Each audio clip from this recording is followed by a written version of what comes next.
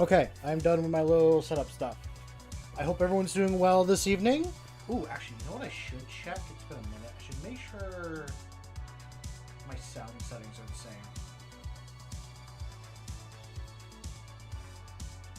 It's been a minute. Yep, my sound's still good. Okay. We'll move over to here real quick. How's it going, Ando? No worries if you disappear. I understand. Storms knock out power all the time and all that stuff. So, but I hope you're doing well, and I hope your family will be safe and everything. So, as the title says, I'm gonna go back to working on these the 2,000 point list of Marines. I'd like to get these 2,000 points done on stream. I don't think we have that many more to go. Really gotta do this half of the Hellblasters, and I think like a little bit of other stuff. Ooh, why the camera? It's actually my new stand. I have a brand new, smaller stand than my current one, so you guys could actually see things a bit better. So that one actually might be better now. So yeah, it's not much of a size. Well, the stand is definitely smaller, but the frame to fit in, it's not that much bigger than what it than where it actually sits. Yeah, I figured I dislike on how fuzzy it is for you guys, and I wanted you to actually see me doing the painting and stuff. So I can't hold it up like too close or everything gets fuzzy. But if I hold them about here, which is usually where I paint anyways, then you guys can actually see some of the detail and stuff. So that changed last stream, and I think I brought it up, but no one noticed or said a thing. Which is all good. Oh, shoot. That's the only problem. My stand is extremely front heavy with my phone hanging over the side. So I have to have something holding the back of it. Yeah, I gotta have something holding the back of it so it doesn't fall forward like it just did. So that is my main issue. Let's turn. Can I turn the actual? There. I think that looks good. So let's actually get to some painting. What is the next thing I gotta do? I can work on the armor next for these guys. I think I should. Will that be like the edge highlights and stuff like that? Or not the edge highlights. Like I want to layer up the paint a little bit more. I've been trying to learn how to do proper layering, glazing, and all that. So that would be really nice. But also I can, I think, move over to doing the orange parts. I think for myself, do I want to start from orange and work my way up, or do I want to do pink and then do a speed paint on top?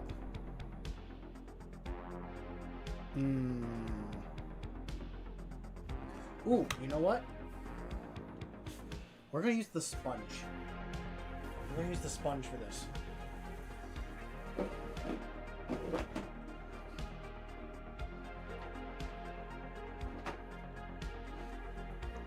And I'm not gonna do the pink, I'm gonna work with orange. I'm mostly gonna use the sponge on the shoulder pad, because that's the first part I really want to get all kind of uniform looking.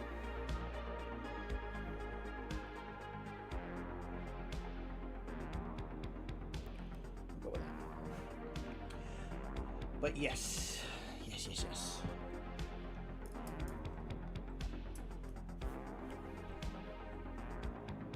Oh, get my little stand. There. Hopefully at that point. Let's stand it up a little bit more if I can. Yeah.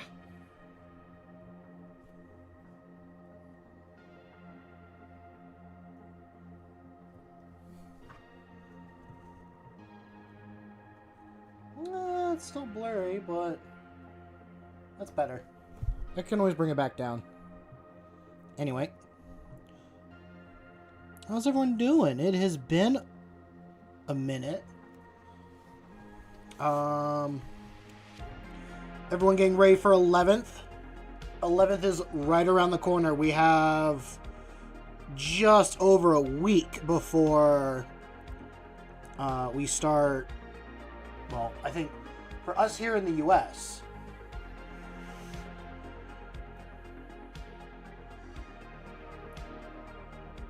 what do you think we're going... What do you think we're going to happen with the painting event? I mean... You talking about the one like for the Discord and stuff? Like, it's ongoing currently. Like, you guys should be working on your stuff right now. And all that for it. But if you're talking about the personal one I'm in, I'm gonna work on it off and on, with stream and on stream, just when I like have a chance or I have the mood to, because I'm working with, or I'm kind of doing like what I feel I want to get done.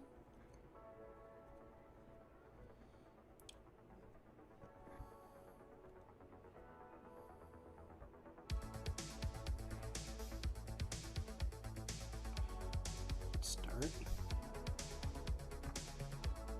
I can do that and that. But yeah, like for the one that you guys are taking part in, you should be just like working on it now and stuff.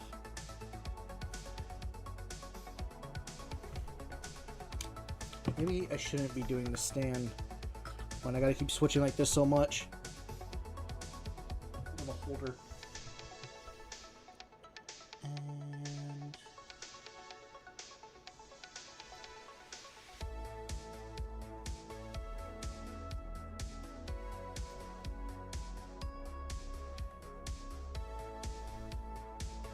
it's gonna be a lot of kind of doing. It's gonna be a lot of layers. I think with most things, I like the stippling, fading effect, all that.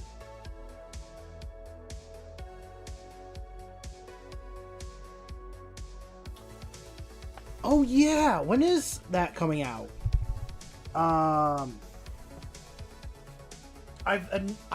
I played a little bit of the first Subnautica. Never beat the game. I enjoyed it, but I really would have enjoyed it more playing it with friends. And now knowing that Subnautica 2 will be a multiplayer game, I am very excited to be playing with friends with that. And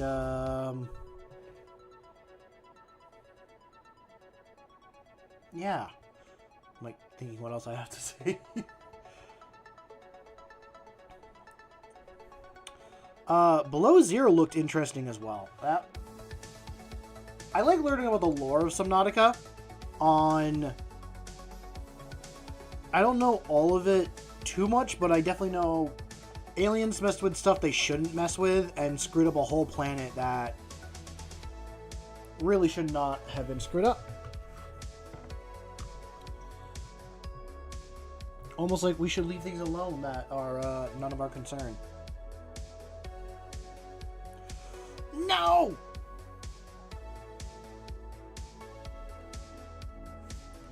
I'm gonna take some paper towel and try and wipe that off if I can. I can... No, that is now on there. I'm gonna have to put on some blue to get that.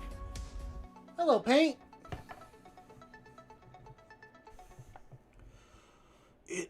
It looks so pretty.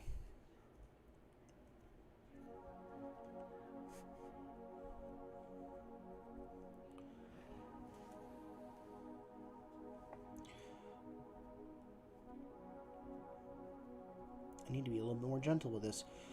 But yeah, Below Zero is definitely... I don't know why I never got around to, like, not completing Subnautica or doing any of its games. Probably, like, that 2-week phase. I'll get really hard into a game or something for, like, 2 weeks. And then after, I'm like, yeah, I'm good. I don't want to continue this anymore.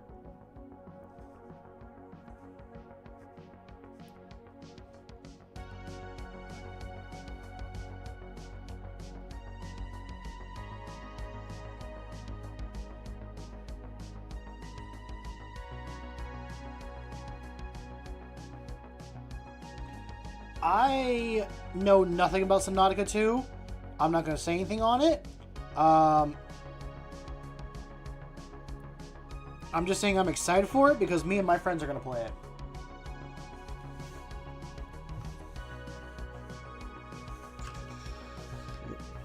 Let's do another layer.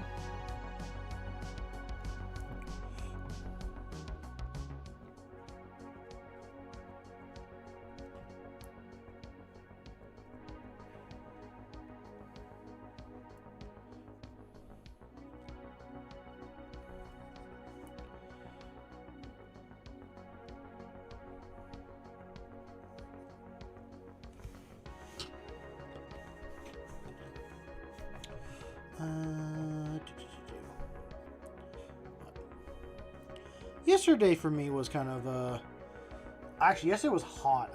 It was a hot goddamn day. I decided to roll up my sleeves yesterday to try and like even out my tan because as you guys can kind of see, I know I look red. This is extremely tan compared to how I am. I am a white pasty boy.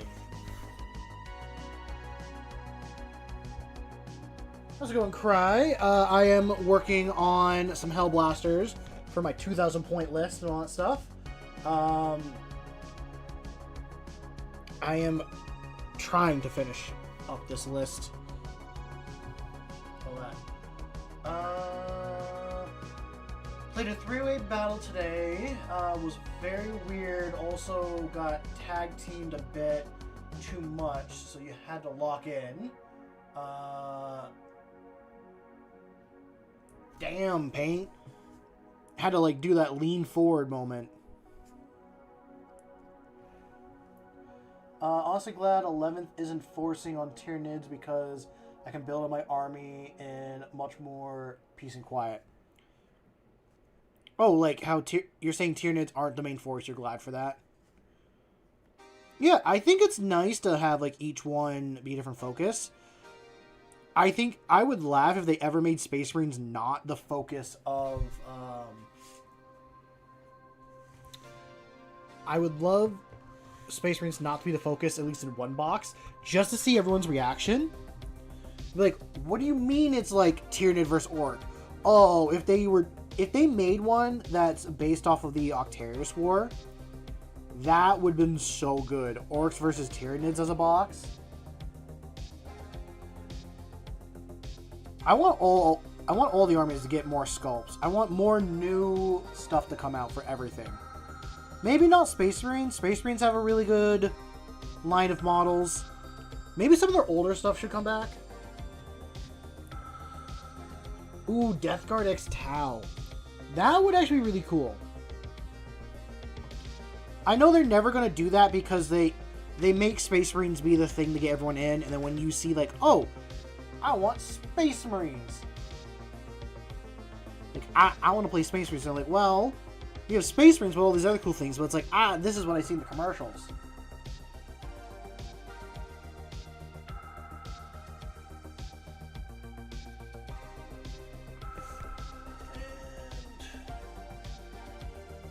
There we go. Yeah, just used to start, killed 5 howling banshees. Oh, howling banshees.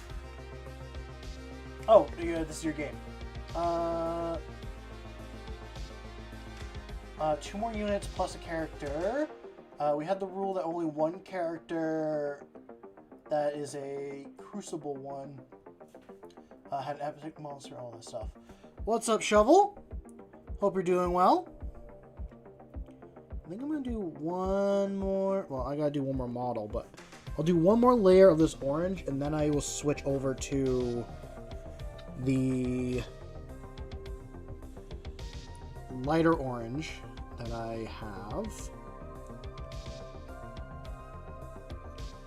That will be working for the brightness and stuff.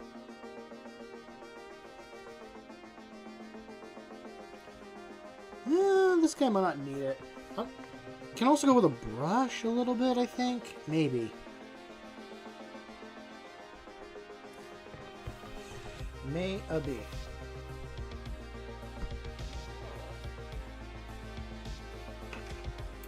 Some Eldar twink in his clumpy wood.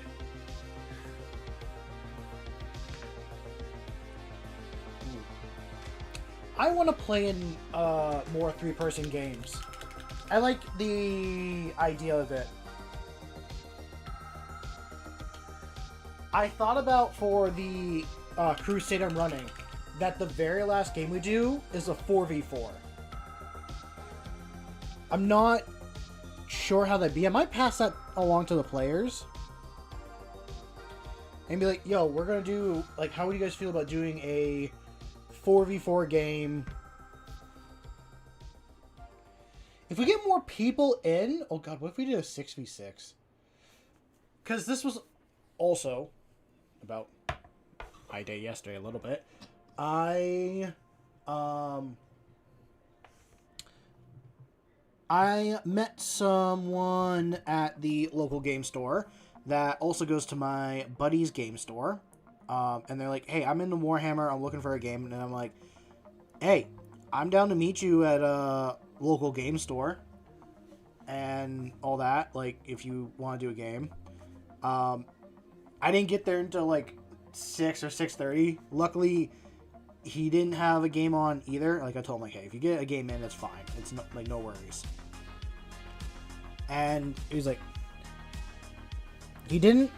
We met up. Very nice guy. Very nice. And we did 1,000 points Dark Angels versus Space Wolves. And it was a fun game. The only official Dark Angel model I had was a unit of Deathwing Knights. I didn't have Azrael or the Lion in the list because I'm trying to drop it. I'm trying to drop the 2,000 point list that I'm currently working on. 2,000 points. That's really hard to do. The list still worked out well at 1,000. I didn't play it like the way I should. I just wanted to be a little more fun and do a few more things to let him do some fun things with his army. So he went away with the dub, but very nice guy. Excited to play with him again. And I will see him this Sunday. He's going to check out the crew, doing the Crusade there and all that. And hopefully we can get him in all that. You want to get an Apocalypse match in. Gonna get the Hadrian first. Ooh, that sounds fun. Are the rules for Apocalypse in the Armageddon book that came out that has like Yarrick on the cover? Also, there is no mouse. There's never been a mouse. Mouse does not exist. Don't worry about it.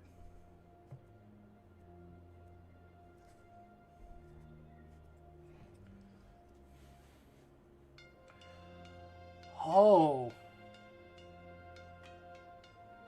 That sounds amazing. I love it. Is that the model you're working on? Your Norn Queen? What did I do? I'm sending Mouse to go fight Tyranids and learn how to dance. Oh. No more mouse, but I must click.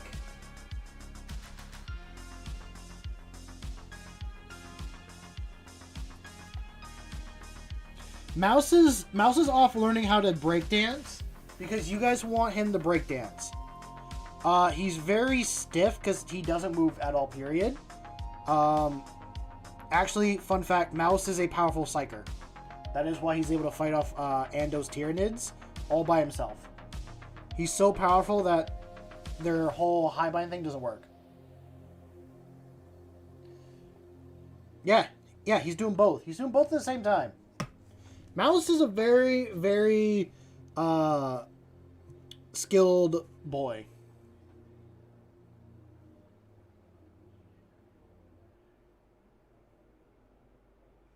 Oh, jeez.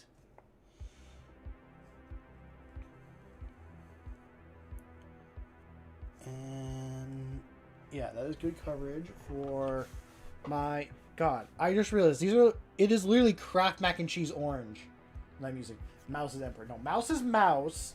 He's just a powerful mouse.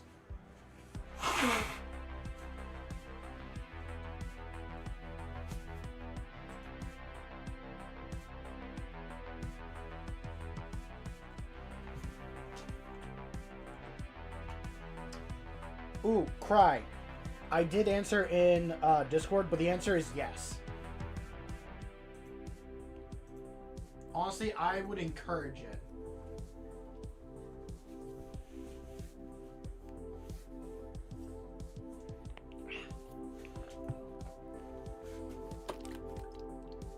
Did I do one more layer, or did I just do...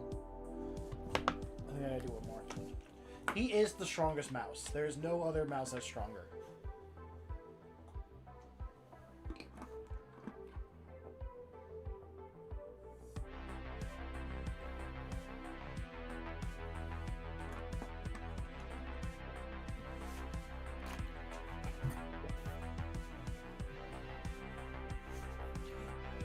And no, that's not a high fleet. That's like a small... that's like a small infestation.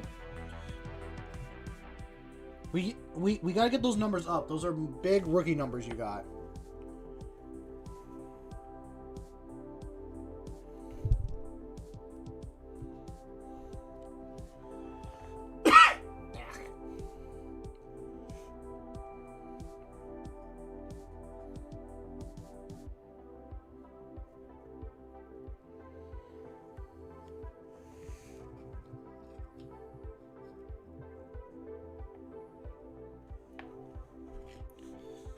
That is true. That is a good start. Having something there is all good.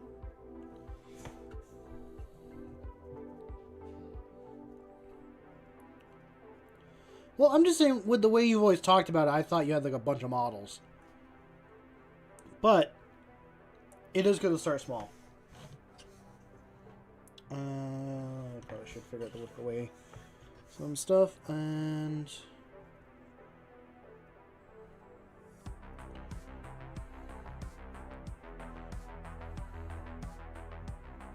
actually I do need that orange for all the other little parts. But a semi-small fleet, casual 4K. A casual 4K is a small fleet, great.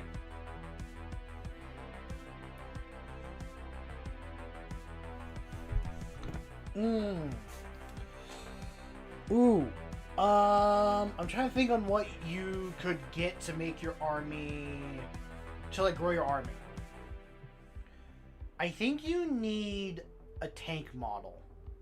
I know there's not a lot for Tyranids, at least that you can buy in the store, and I know they're expensive. I know like the big tank one is over 100, and that is hard to do.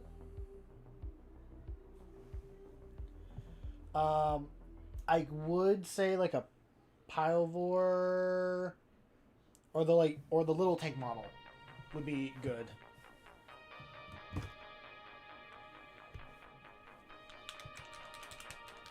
A Norn is another good model, at least some people have told me. And I think it's a cool model. But it can't lead your army, and you need a model that can lead your army.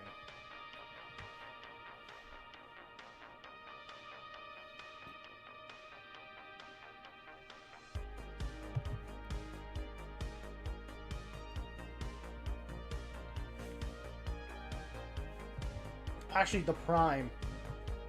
How good is the Prime?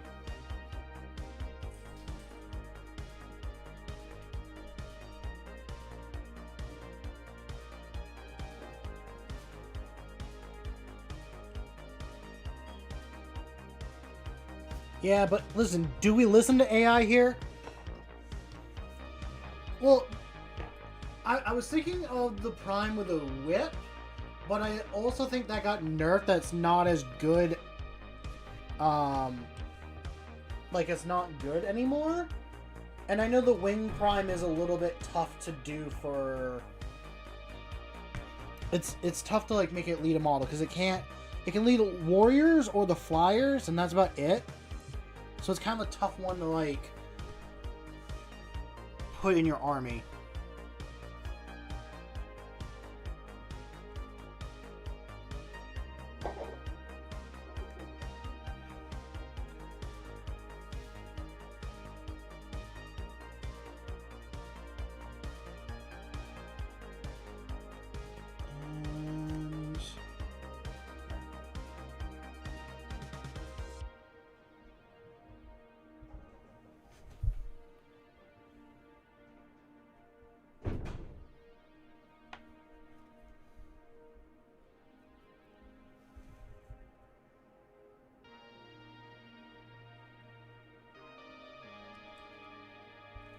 Gotta let that sit and dry.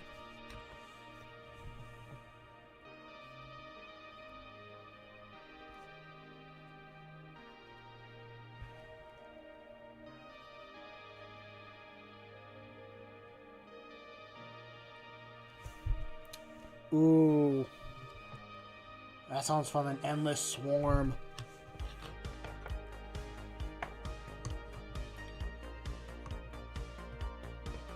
I think I know what I want for my Tyranid list.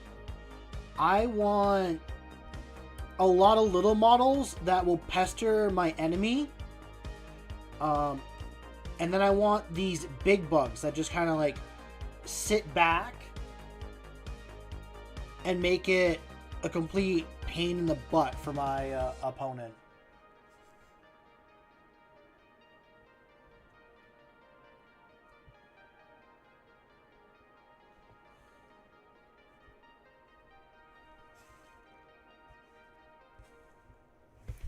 I think those will do pretty well.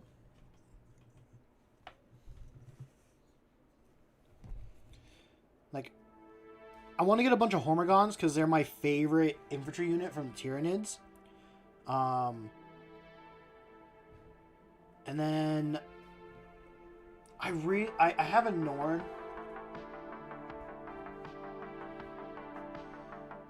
100 Termagants, 2 X and a Tyrannofex. Ooh. Interesting. Okay. Oh.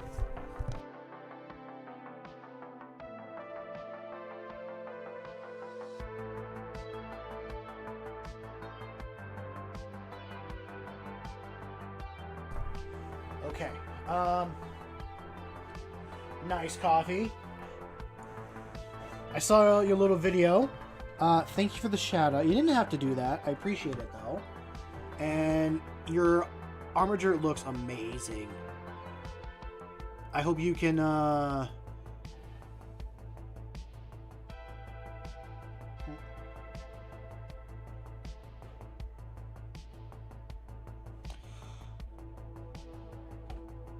mean, it probably is. I've also collected models that I like the look of too. Because for like Tyranids, I've got 2 units of Termagants, 2 or 3 units are Hormigants. I got a Wing Prime. I got a set of Warriors. I got a Norn Emissary. I think I have another Norn model somewhere that I gotta build. I have a Hive Tyrant or Swarm Lord, depending on how I build it. I have 2 of like the little tank guys, like the Pyrovore. I got 2 of those guys. And then what else do I have? I also have the Death Leaper, a Neurolictor, and a Lictor as well.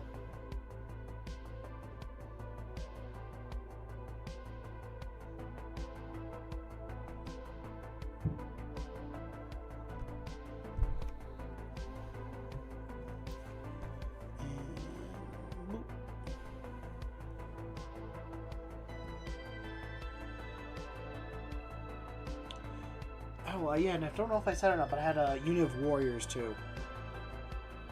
Oh, and then I got my, Raveners. Which I'd love to get more Raveners in.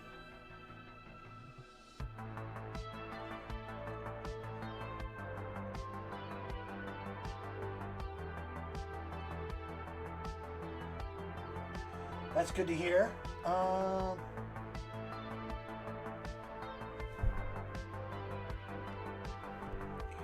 It's good to hear Paint getting, at least knowing that, like, you were able to use it. I mean, you play Tyranids. I feel like the first time I play Tyranids, it's going to go really poorly for me.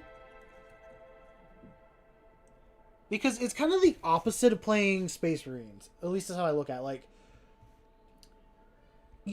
I could build Tyranids either way of being a killing army or as a point-scoring army. It's a horde army at the end of the day. So I'm going to have a lot of models, a lot of things are going to die. And I'm okay with that. But I'm going to try my best at scoring as many points as possible so that by the time my opponent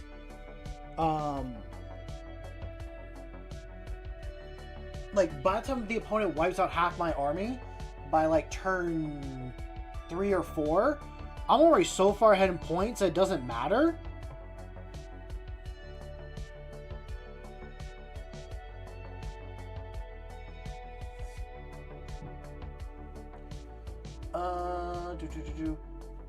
How's it going, Aatrox? I hope you're doing well.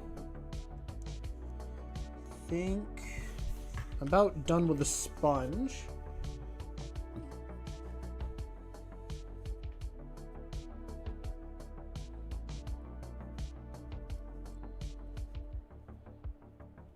I like using the sponge for these round sections.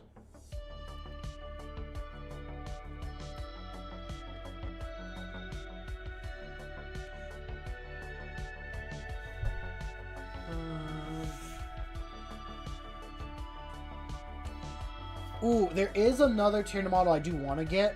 I want to get, like, 2 Carnifexes. At minimum, I want to get 2.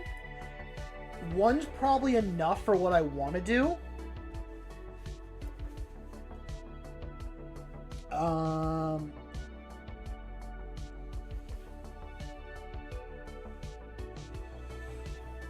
The Carnifex just looks really cool to begin with. Okay, I think now we're moving over to brushes.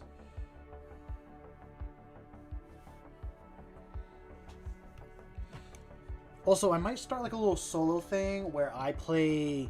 Well, I think I might play Kill Team on my own, like, for a little bit. To learn the rules and kind of figure out how to play. And kind of figure out which Kill Team I like playing the most. I think I need to do some solo games. Let's give that a try. This will work.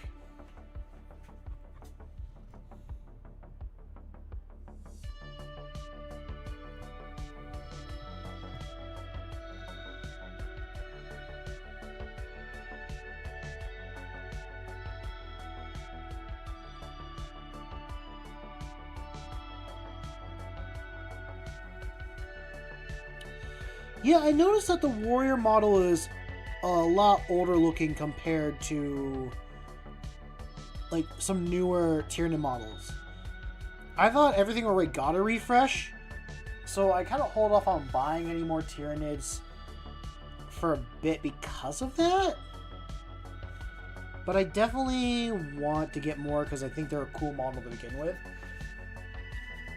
I also want to get the actual, like, Prime with a whip. I don't need it. I just like the way the model looks.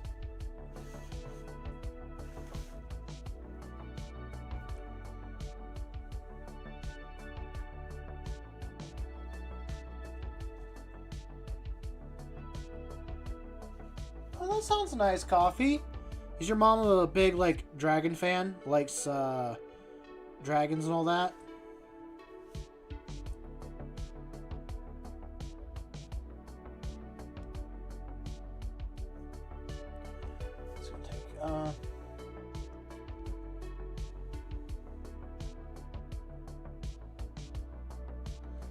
No, only the most needed stuff got updates. Okay.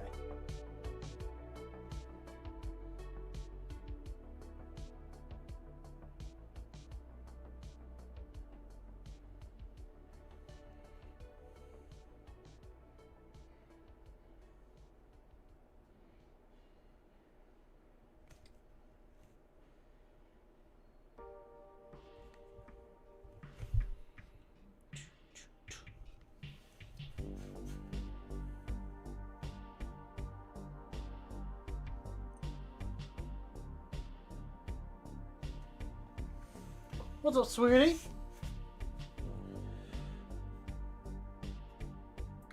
Hey, sweetie, were you the one that, like, talked about me in other people's streams?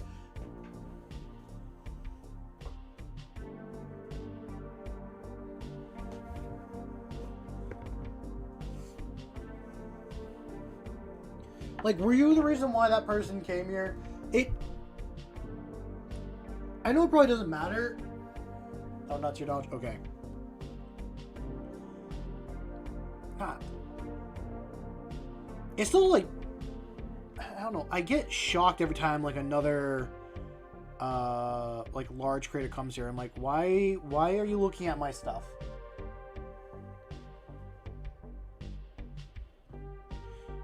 I'm not worthy to be seen by larger people.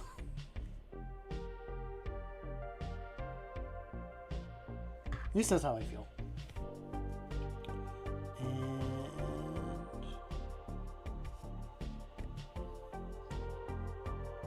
okay, good little touch up.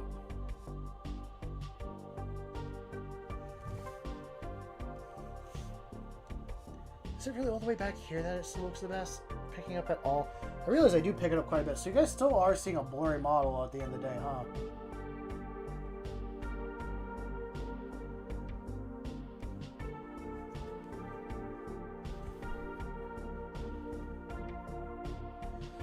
Well, thank you. I'm trying to get all these Hellblasters to the same level.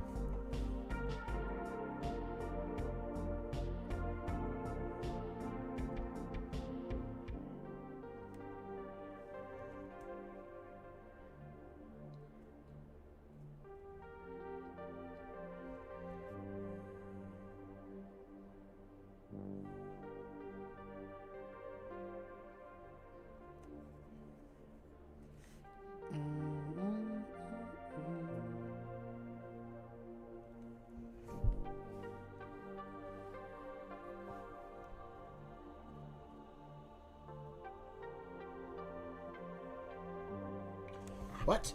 What happened? Did my phone just die? Why? Oh no!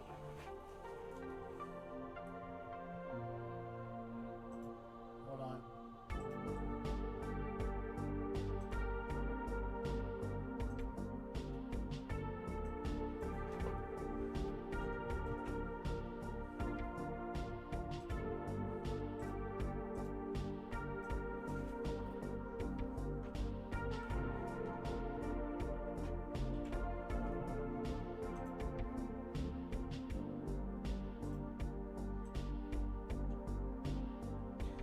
No, it's not copyright. My phone died. That hasn't happened in so long.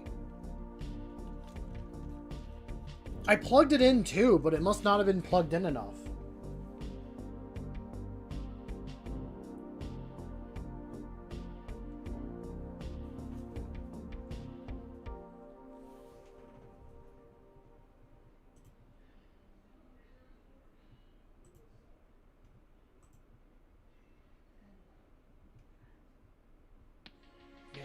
It just died. That was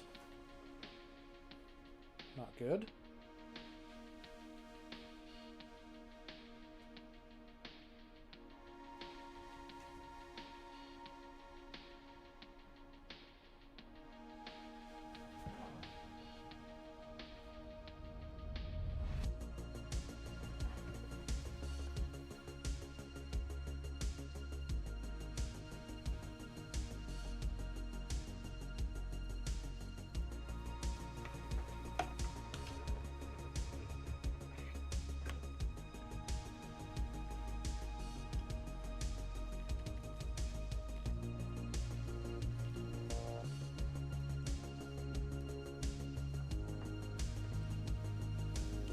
This is why I should get a proper camera for this stuff.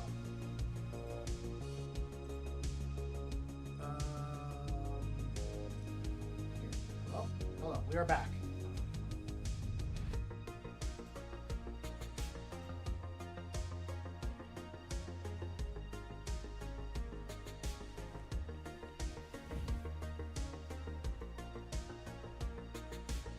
Yes, I am back.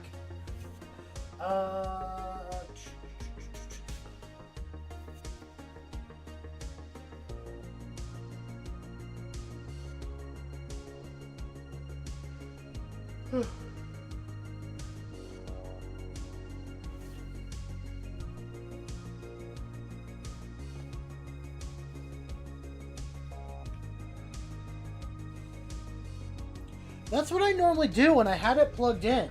But I must not have, like, made sure it was fully plugged in. So it, like, was just slightly disconnected. I'm actually impressed it lasted as long as it did.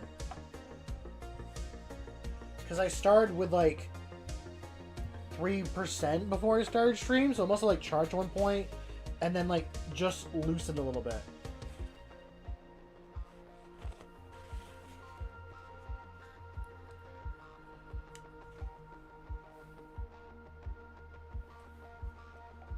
I'll have to look up that camera and see. Make sure everything's kind of good. I'll tweet. Well, good night, Paint. Enjoy. Well, I guess good morning for you. Enjoy the rest of your day. Hopefully you get some rest.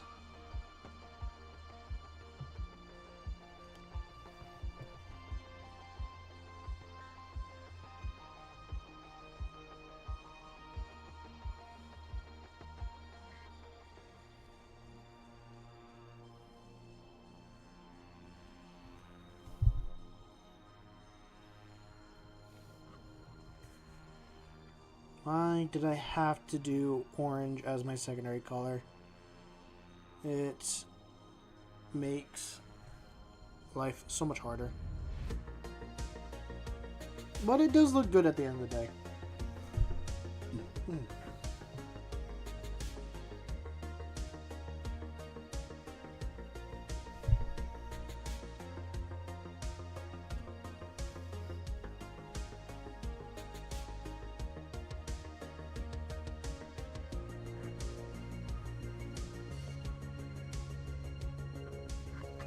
Okay, I can't remember the top of the backpack.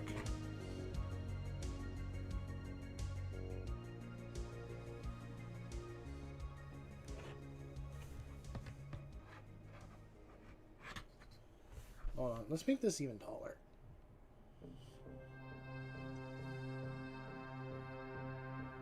There.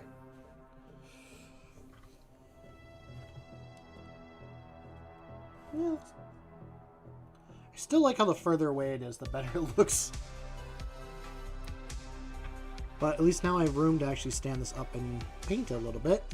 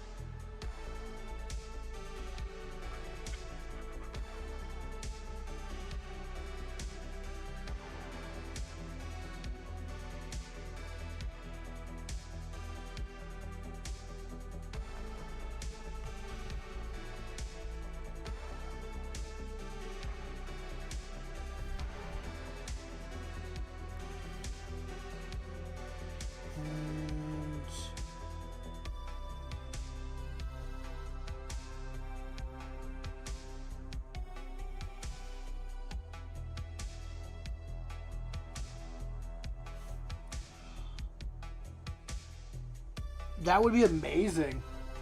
That would be awesome if they did that. But I don't think as a company they could do it. If they made every model be $5, like how much would they be paying their employees for then? Shipping alone. I do think Warhammer needs to be cheaper. What's up, Francois? the fake Frenchman.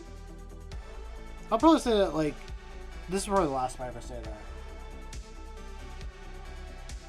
But I hope you're doing well.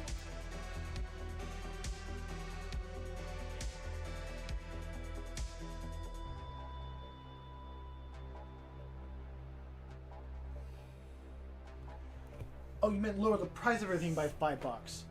I mean, didn't the price of everything go up by like $10 though? Like, I don't remember. Actually, no, it did. It went up like a couple dollars. Still, it feels like $10 though. It feels like things went up. Why do you disagree about reducing the price?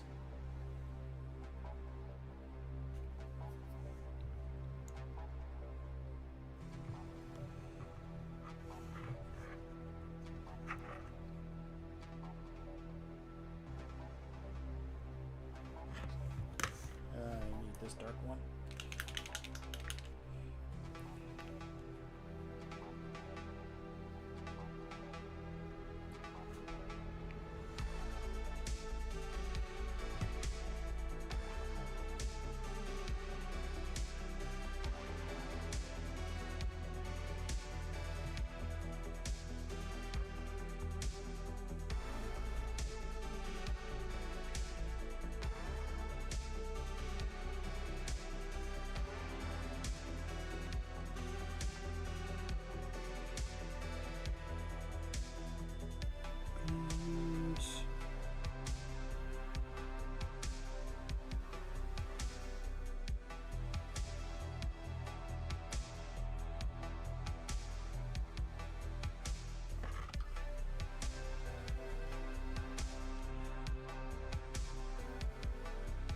I mean, maybe. Who really knows? At this point, I just say get things cheaper. If you can get things cheaper, then go for it.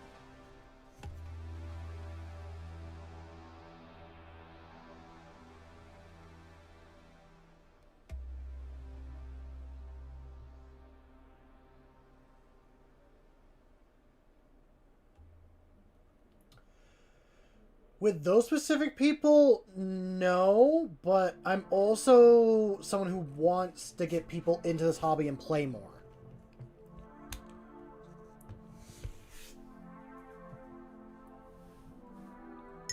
Like, I played with someone who literally has freshly got into Warhammer and all that.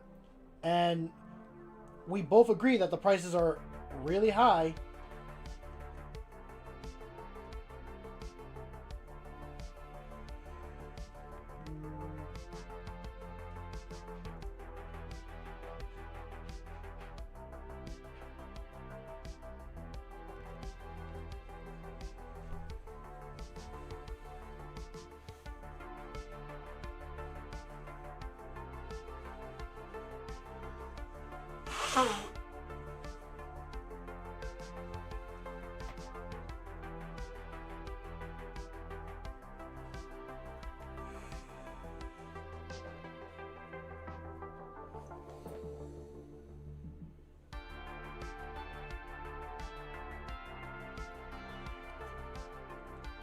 If it was a game for people that was like, you're like those type of engineers, I wouldn't be participating in 40K because I wouldn't understand the rules. It'd be too much of a barrier to get in. I would, yeah, probably do the models and stuff, but trying to play the game, I'd be like, this isn't fun. There's no point in that.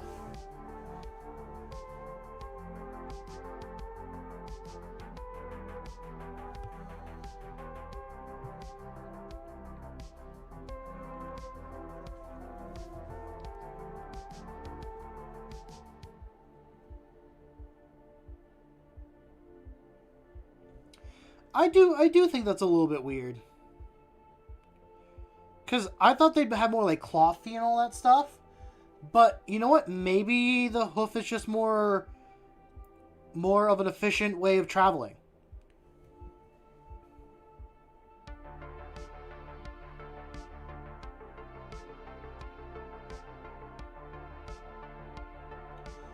I disagree with that, Francois. That is not a good mindset at all with any hobby.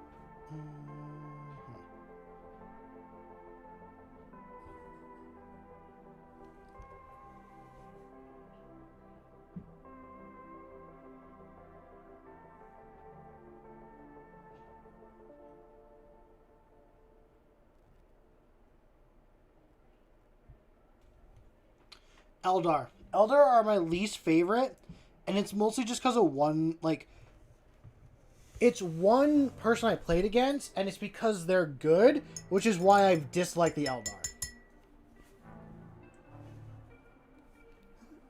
There, no, that's better.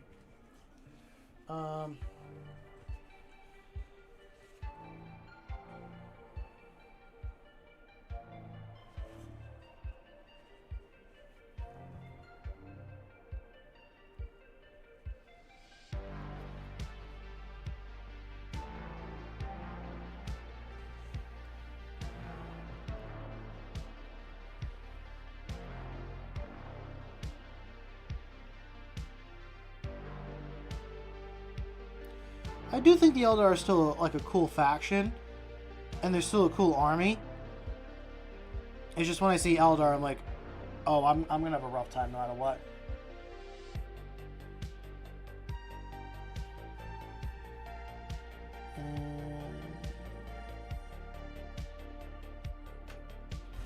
Oh, hi, Rory. What's up, buddy? What's up? You came to say hi? Yeah? You a good pupper?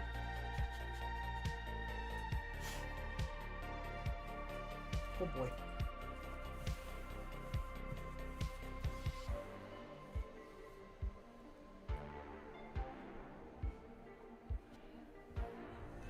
Yeah, the dog decided to barge into the office and, chill. If it's just... No, do not touch my dog. My dog is not biomass for you to eat.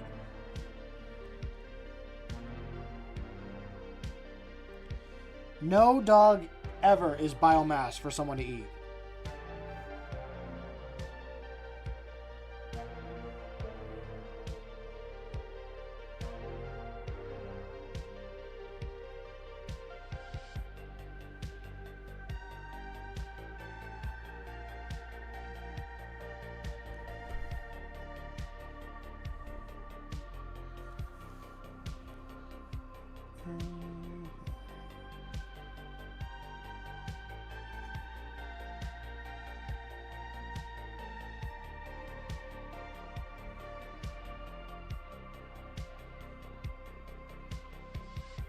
If a dog could throw a frisbee, could they fly? Why would they need to?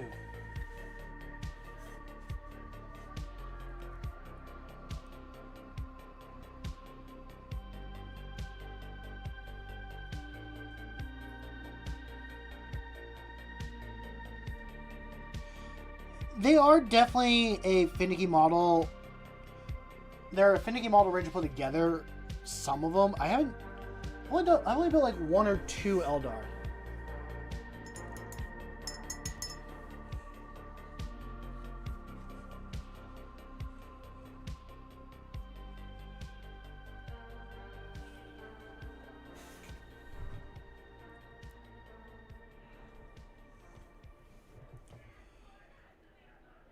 They're definitely a...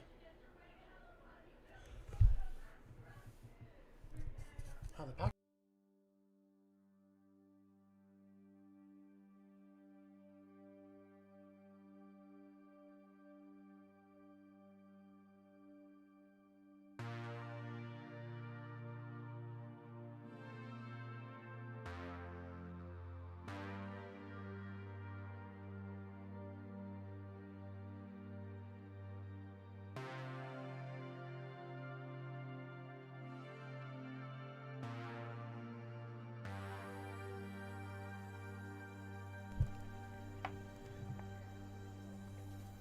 I mean, they possibly could, but why would you train a rat to do it?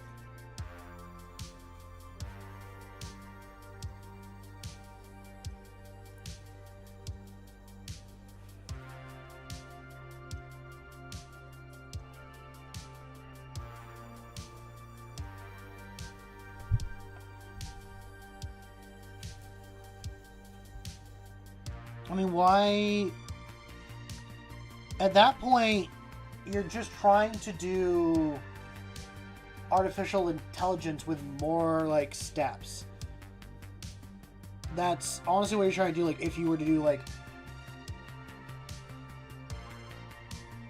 You'd be more successful with, like, a computer flying a plane, which I will say, I don't want a computer solo flying a plane. Does it happen? Yes, because those are drones. I know autopilot's a thing on big planes. But I still feel comfortable with there being a person that's able to take over and take the reins from the computer.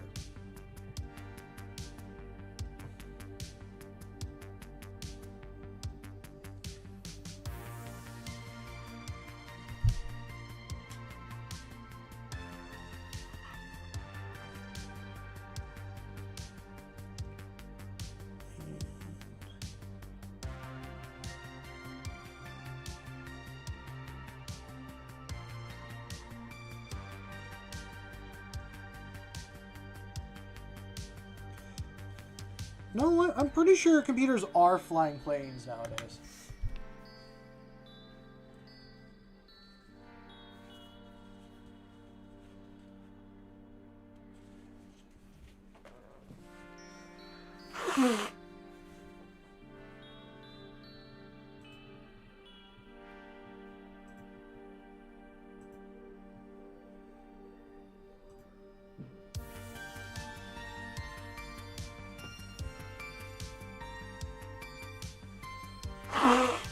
Excuse me.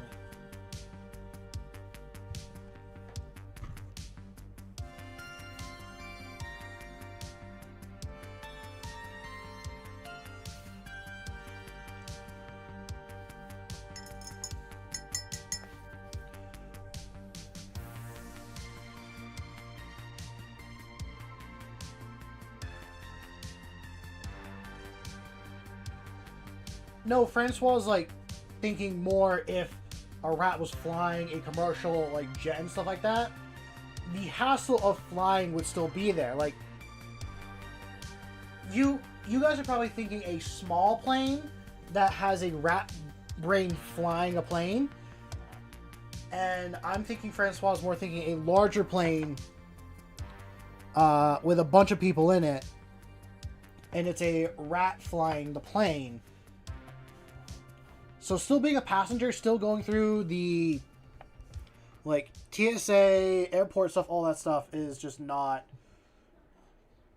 it's not fun to deal with. I like flying for the convenience. I don't like going through the airport.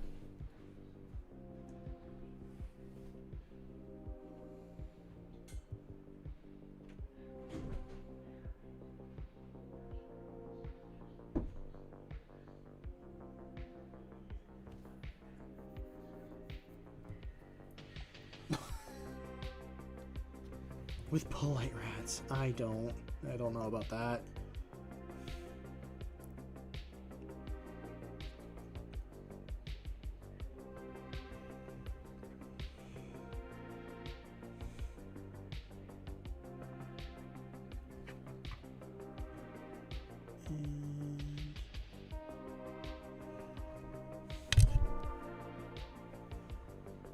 They'd be nice. I would not want to put a rat through what the average person working in an airport deals with. I would not want them to deal with the Karens, I'm just gonna say name the Matts of the world, all that stuff.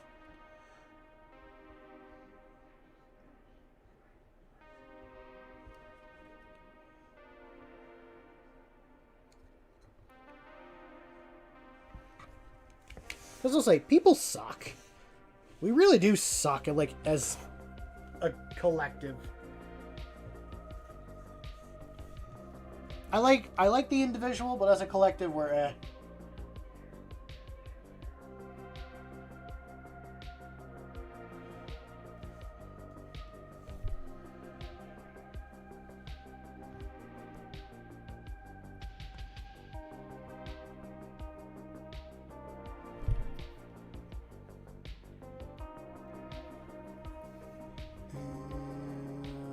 Just kind of go from here.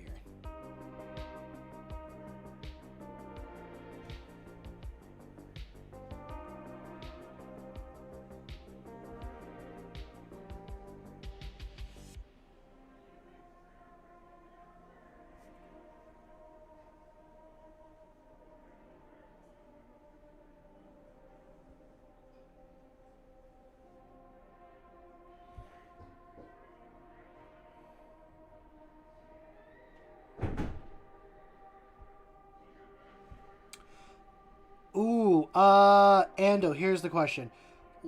Which High Fleet am I from as a lictor?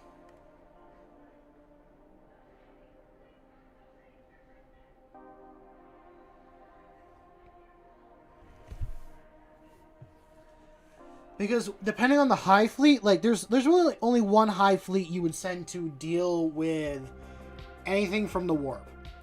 And that is the Kronos High Fleet, because they're the ones that deal the most with anything warp related. Because their barrier of, not barrier, what is the name of it? It's their huge blanket that they do.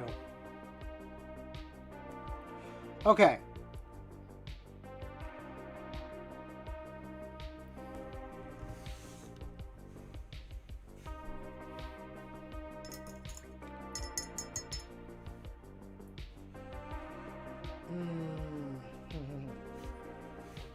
I don't know if there's anything a individual lictor could do against a Lord of Change. Because the problem is that, okay, if they kill the Lord of Change in the material world, they still exist in the warp. So they wouldn't be gone. They would just come back and be more of a problem. If I was the High Fleet, I wouldn't send a lictor to kill one warp thing.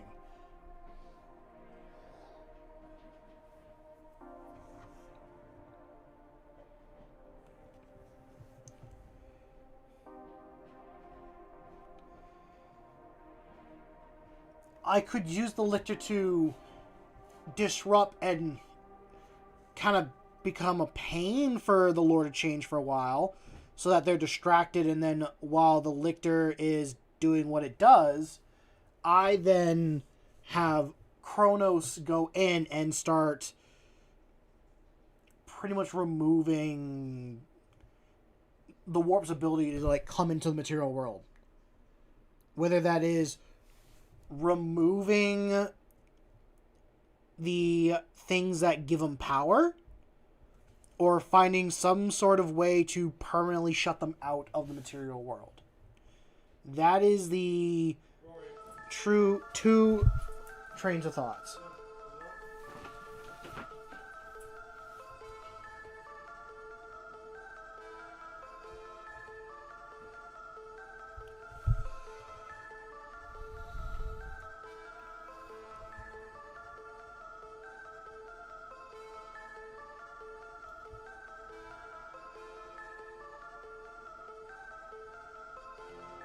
So does that kind of answer your question, Ando? I hope it does.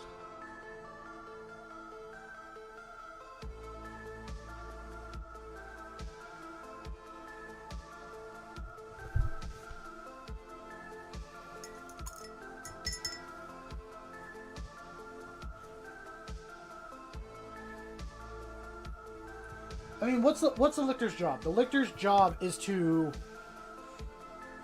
pretty much it's the High Fleet's assassin. That is the main thing.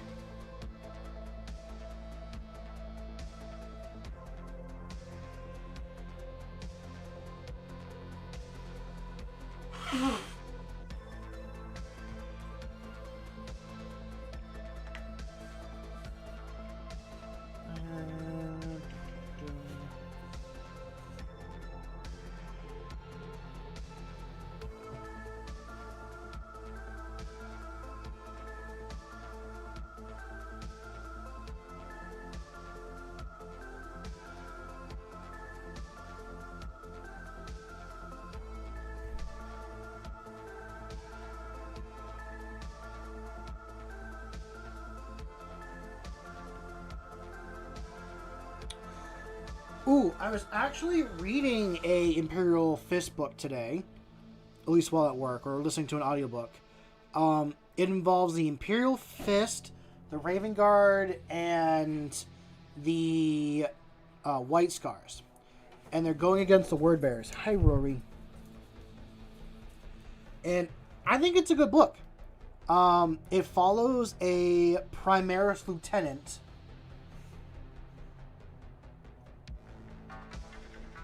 And it shows like a mindset between old Marine and new Marines and the different mindsets of the chapter.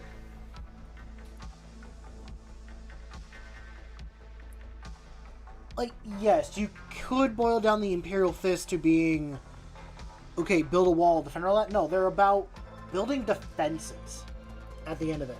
The Black Templar are just a bunch of religious zealots, and people like that because they're a interesting aesthetic. People like learning about the Crusades that happened in our time and all that stuff, and having that be represented in a chapter. People are going to gravitate to that. So I will admit, in some points, I'd almost say the Black Templars are less interesting, depending on the book, than the Imperial Fist. It really depends on the writer at the end of the day. It depends on how the writer handles the chapter, the characters, and kind of where they go.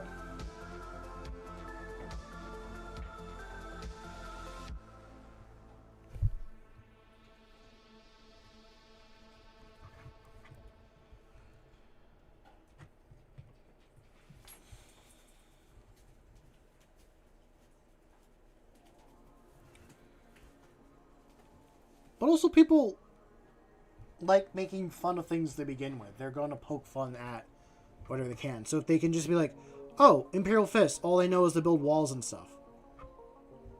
Okay, they can poke fun at that and all that stuff. But they can still like the chapter at the end of the day, or people are still playing it. I don't know what is the most popular chapter in all of Warhammer. But I want to say there's a reason why they make Imperial Fist models, like character models. There's two, but they make them.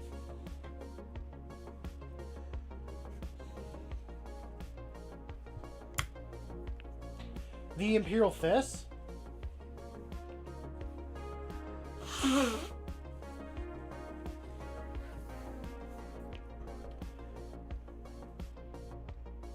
The Imperial, I believe, I don't fully know the topic wholeheartedly, so I can't really speak accurate on it. So take everything I say with a grain of salt and all that.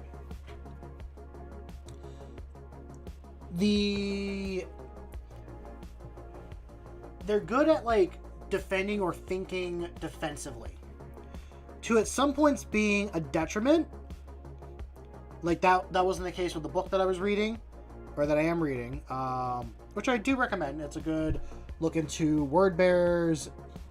It has one of my favorite loyalist word bearers in it, in all of 40k. Which does sound like a heretical thing, but that is a thing.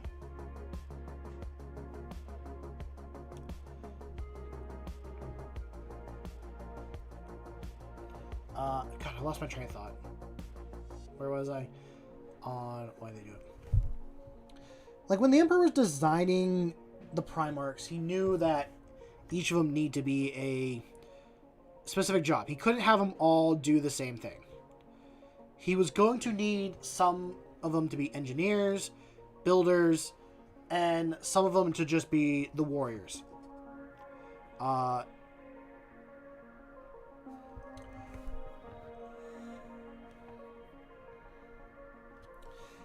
And he designed like 2 of them to be this kind of the same side, 2 different sides of the same coin. Iron Warriors in Imperial Fist were meant to be the builders and also the siegers.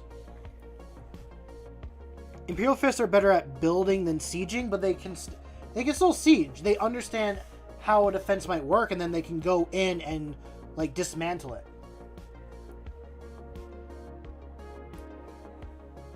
Like, if I was to pick any of the chapters to like perform a siege, I would pick the Imperial Fist.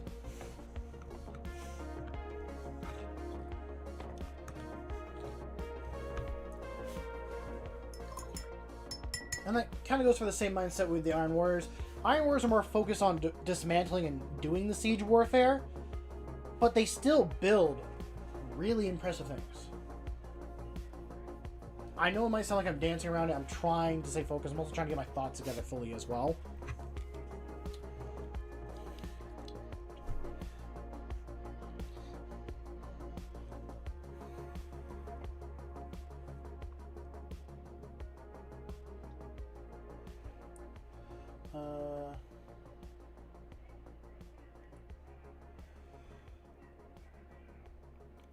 I mean, if you want to boil it down to that, you can. If you want to really keep it that simple, you certainly can. If you're going to bring it back to where you were going before, I'm going to stop you now. Because I'm not going to entertain your idea, Francois, that you were saying earlier. Because I'm going to say this only once during this stream. Do I like everything that has happened within 40k, within the 2 years that I've been into it? No, but at the end of the day, it's not my fucking choice. I'm not the company. They don't give a shit what I think about. They're not going to give a shit about what anyone thinks. They're, at the end of the day, a company to make money. And if it just so happens that where they were a couple editions ago made it so that they couldn't get new customers and keep going, they would fail as a company. Also, the fact that there's no male spaces. There are male spaces. You have to go and find them or make it yourself. I go to my hobby store, and it is almost 100% men. And you know what? If there's someone new that's different than me, I'm okay with that. I'd rather have someone of a different opinion and different mindset come into my hobby and prove me wrong. I came from a place, I come from a very small town that's very small-minded. I'm lucky enough that I went to a school that had people come from all over the world, and I learned about other perspectives and not be a fucking ass.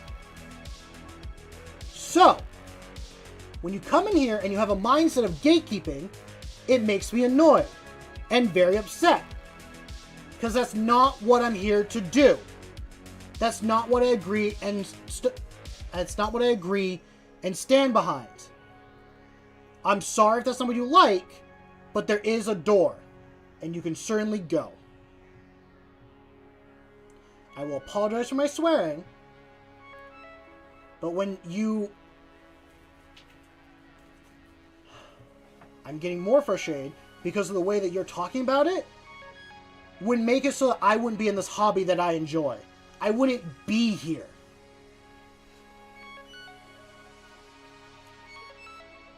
Swampcraft wouldn't be a thing if Warhammer was the way you were describing it.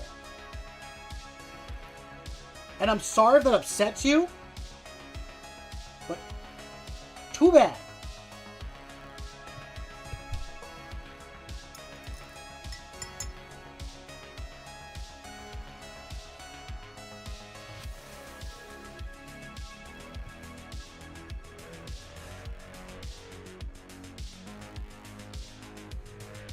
I hope your rubber storms are okay, Ando. I do apologize about the swearing.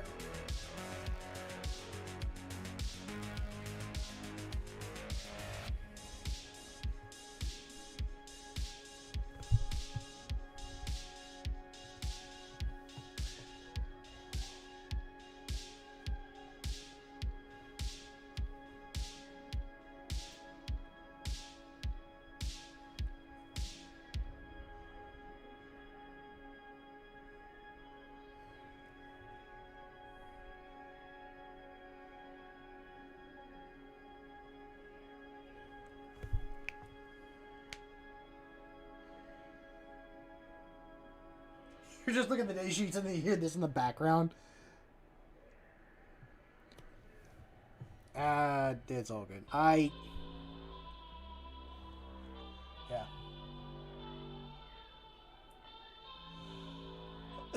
Sorry. I apologize about when you come in. Yeah. Yes, I'm painting my own chapter. But we had someone in here earlier who was saying gatekeeping was... They wish Warhammer was more gatekeepy. And with the way they were describing it, it's not... It just wasn't good. Because at the end of the day, it just means I wouldn't be here. I wouldn't be doing this hobby that I enjoy. So, yeah.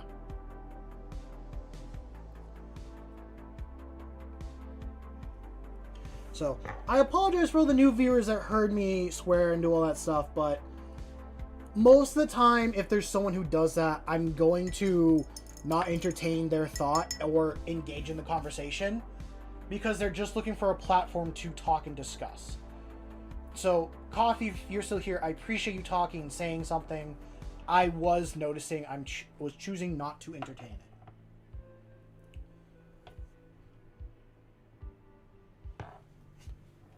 So, but yes,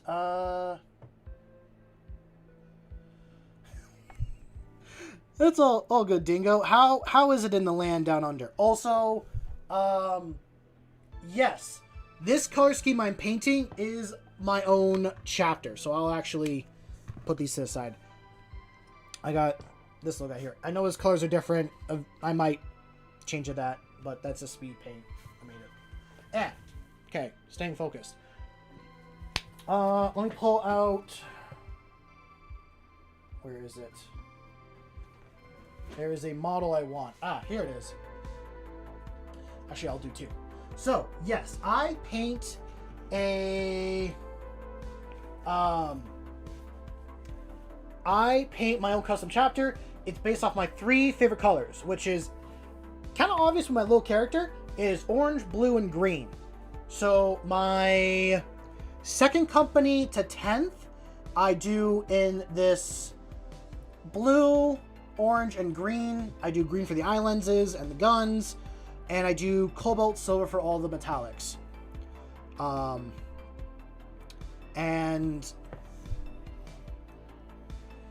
But for first company, because I'm a mixed gene seed chapter, I'm made up of 4 gene seeds, one of them being Dark Angels.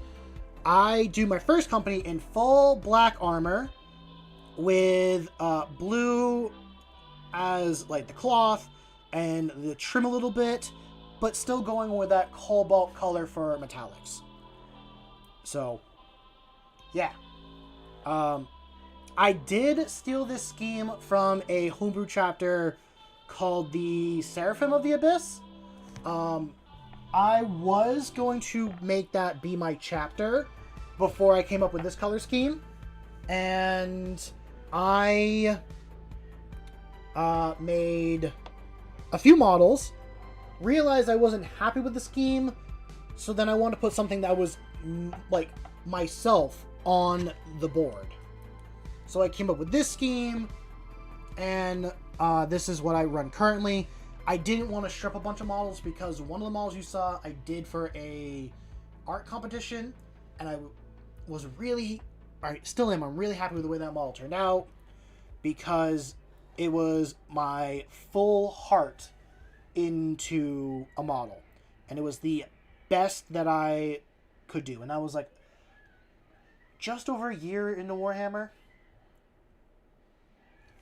I don't like this silence. Hold on. Okay, no, we're good. Ooh. Yeah. I should probably change the lizard, because not like change too much. I'm glad people think it's a lizard because I do like lizards, but I actually tried to base it off a salamander. But yeah, ooh, that's a good question. What did bring you here, Dingo?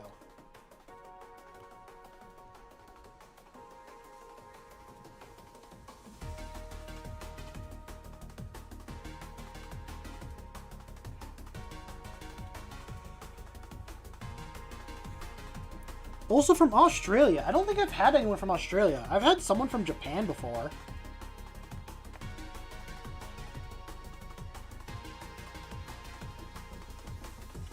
Ooh, and to talk about my chapter a little bit more. And this was like, what, your 8th time hearing it? So...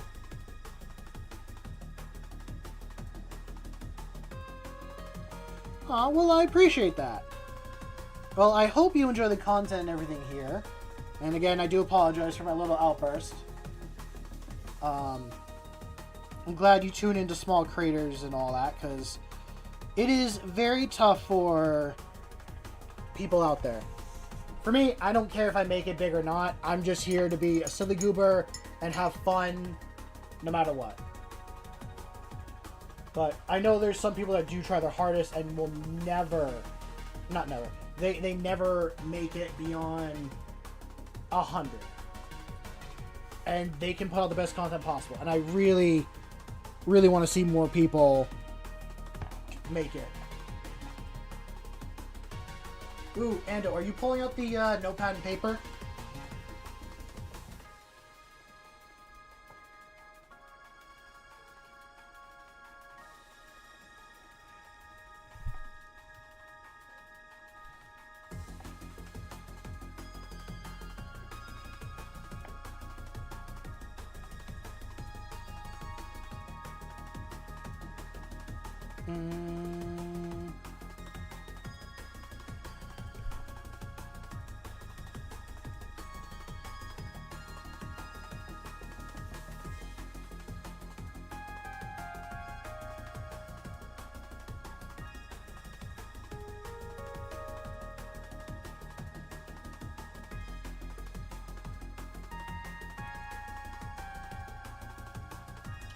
Oh, oh. I will say contrast and speed paints are a lifesaver, especially with models like Tyranids. I got a Tyranid army that I'm slowly working on, working on about that. Wow, that was a weird sentence. Slowly working on. And contrast paint and speed paints are a literal godsend when it comes to painting that army. I've only completed like 6 models for the entire army, but I still count it.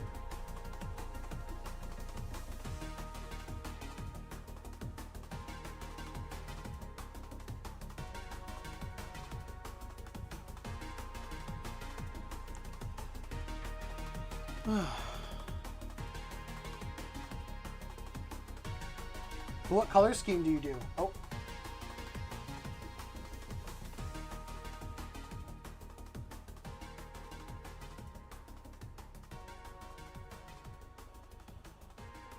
Yeah.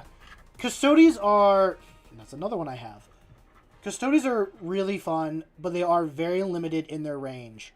Although, what you can do is you can go and take things from Horus Heresy and play it on the tabletop. So all the models that came out recently for Custodies for Horus Heresy are available to you in 40k. So there's a lot of really cool tanks and stuff like that. But as for infantry models and stuff like that, there's not much.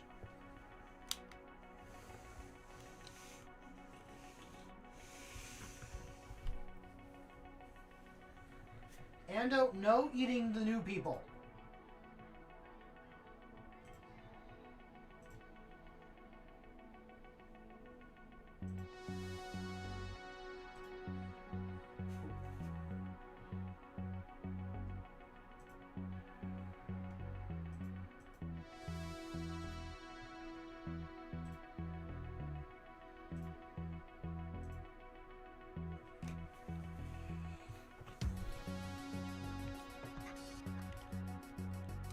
And every time you try to eat someone from this community, I'm going to take away one of your Tyranid models. I will physically fly out to wherever you're located, and I will take your Tyranids.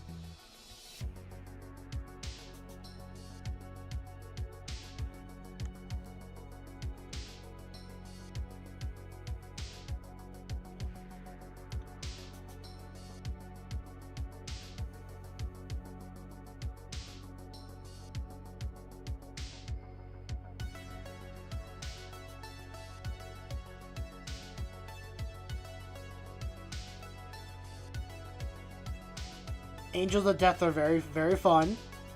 And the Goremonger.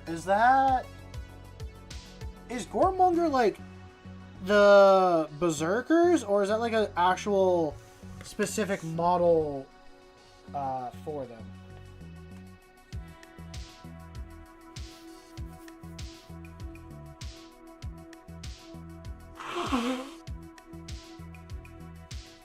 You thought Anna was being racist? I would not have allowed that. Also, it took me a second to realize that your name was Dingo. I wanted to call you Dino for some reason.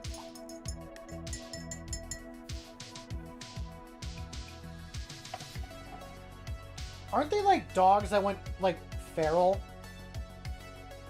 Isn't that what like a dingo is? A dingo's just dogs that went feral over like a couple hundred, or maybe, has it been 1,000 or a couple hundred years? What's up, Dorzo? I hope you're doing well this evening. Good to see you here.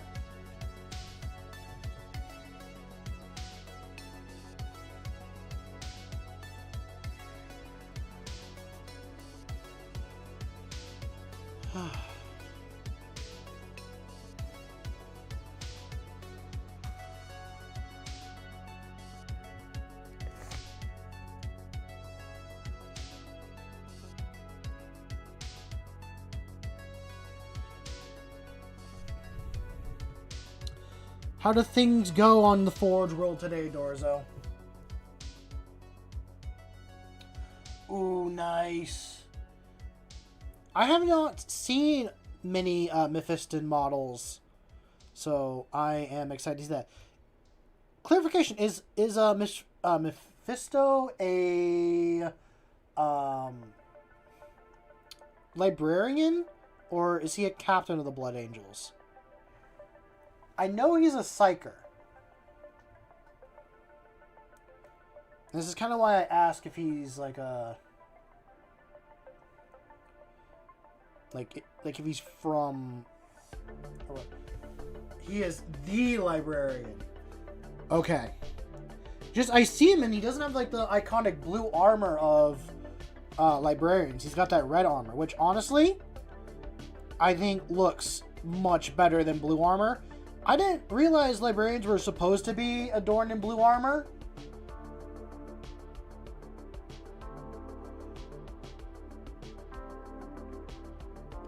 What do you mean there's a second killdozer?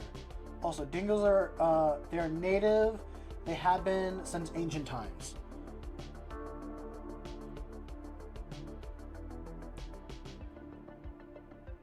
Okay,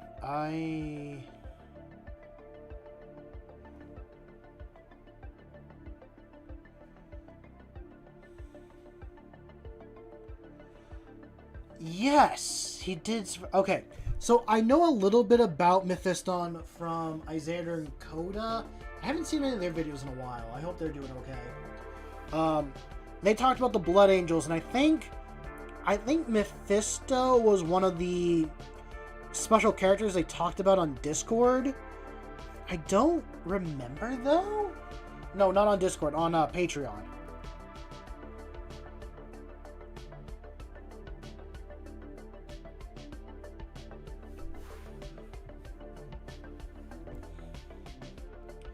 Oh yeah, like during the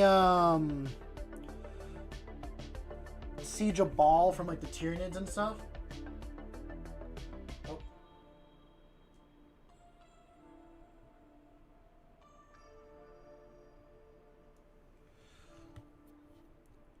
Oh, you went from Xenos to Imperium to Chaos to Xenos again. You got that whole range, huh? And that's not a bad thing. Just don't let it consume you and you end up in massive amounts of debt like some of us here.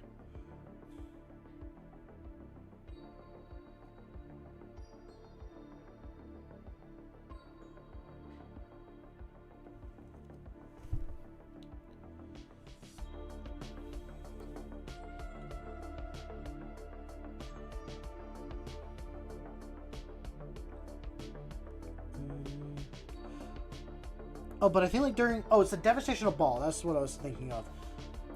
Wasn't there like a couple demons that like showed up and like Mephiston had to deal with it like personally? I know like a corn demon showed up, was trying to come through this warp thing, and Mephiston just like closed it, was like, nope.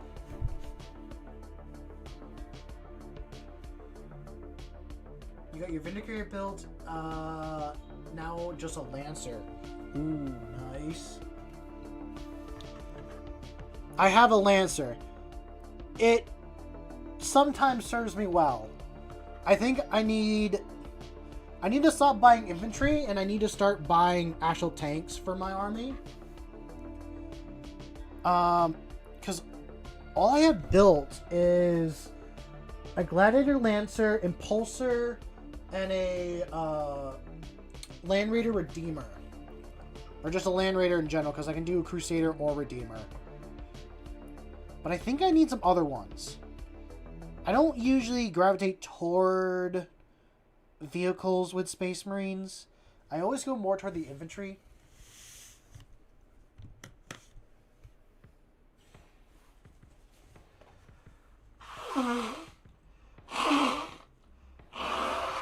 Excuse me.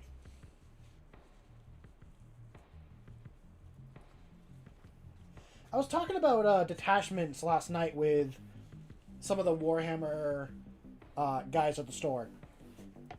I've read how detachments work, but just because I read something doesn't mean I'm always able to understand it properly. So I have to have it kind of explained and showed to me in person. And when they talked about it, I'm like, oh, no wait, that makes so much sense now.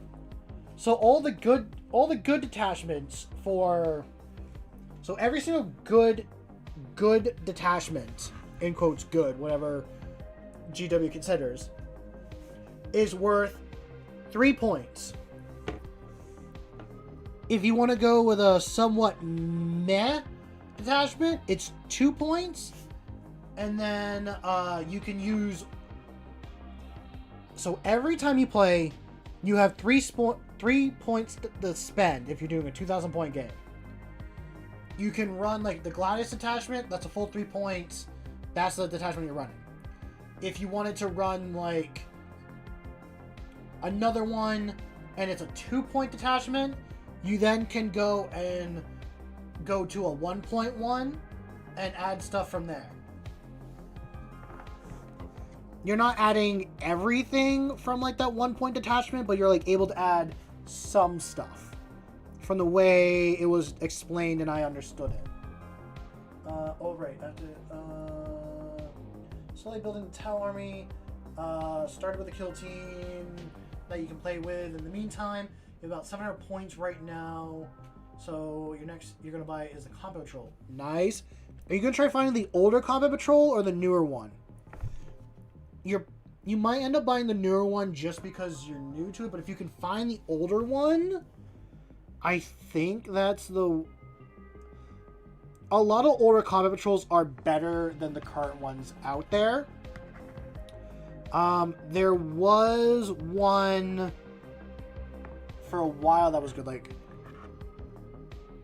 And usually what I mean by older is the older ones had like a big monster or tank unit, and then like infantry and a character that you could use.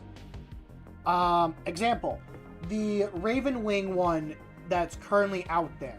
There's still a box out there actually at my local game store. It is with a it's got like a tactical warsuit walker, and it's then like either a 5-man or a 10-man squad of assault intercessors. Assault intercessors with jump packs, and then some intercessors and stuff like that, and a captain with a jump pack. The reason why that one's a good one to get if you're starting an army, just saying Space Marine in general, is because you get your big vehicle one, which is the tactical warsuit, and then you have your character, and then you have your infantry, and from there you can kind of just go whatever direction. I know I kind of went off the rails there for a sec, but the idea is the older ones were an actual proper base to build off your army. You could almost buy 2 of them and have a whole 1,000-point army.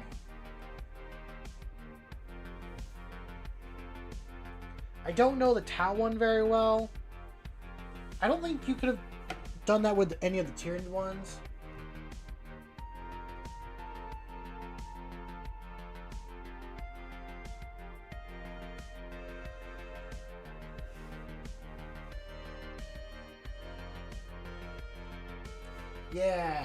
Yeah, so you get it. You understand.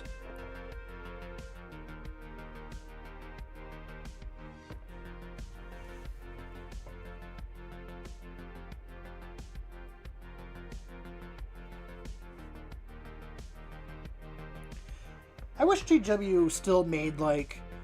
So they made a bunch of new ones for like a while that were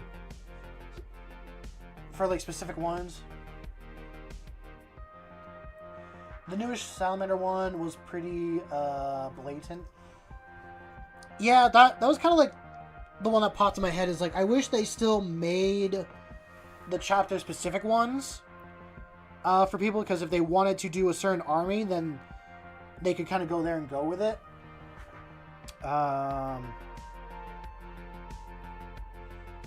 Like the Dark Angel one is not good, and I'm sad that it's not good, because it's got nothing that's Dark Angel-y about it, besides the Hellblasters. But Hellblasters is like a general unit that you can grab in any army, so it's not like a specific Dark Angel character.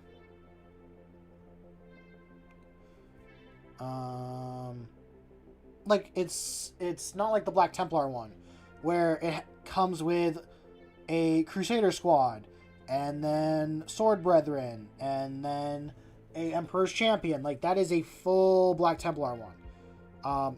That's not the best models out there for Black Templar.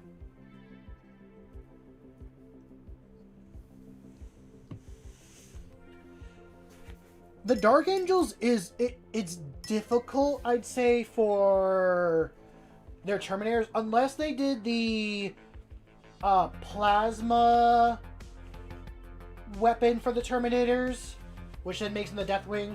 The only unique Terminator besides those is their Deathwing Knights, which I'm going to pull out the 2 variants you can make with those. That guy and this fine fellow. Like, these are the same kit, but there's no shooting to be done with these Terminators. They are just melee. So I feel like that'd be kind of hard to throw into Combat Patrol. Plus, these are 250 points. That's a lot of points to throw into a Combat Patrol. See you later, Ando. Also, unless you were talking about Swiggity. Swiggity, who left a little bit ago. Almost for Dark Angels, what I would throw in as a Dark Angel specific model, I would throw in the Inner Circle. I would throw in the Inner Circle Companion. They can be run by any character that can be paired with a Stern Guard veteran.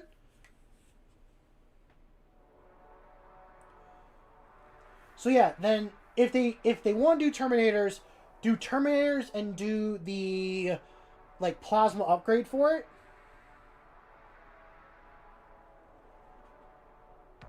Of a damned kill team coming? What do you mean by damned? But Inner Circle Companions, which I will grab my model and I'll show.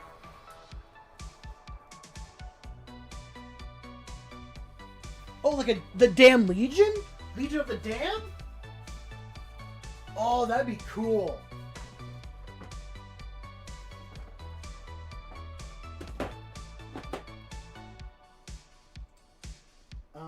There we go.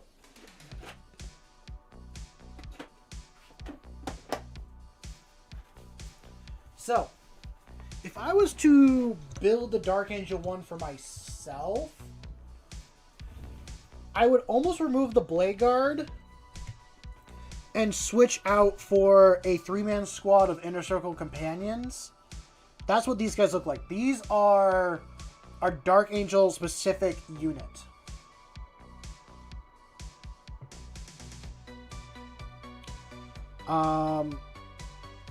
Then I would probably either do what they did in their first one and do a Chaplain or a Judiciar.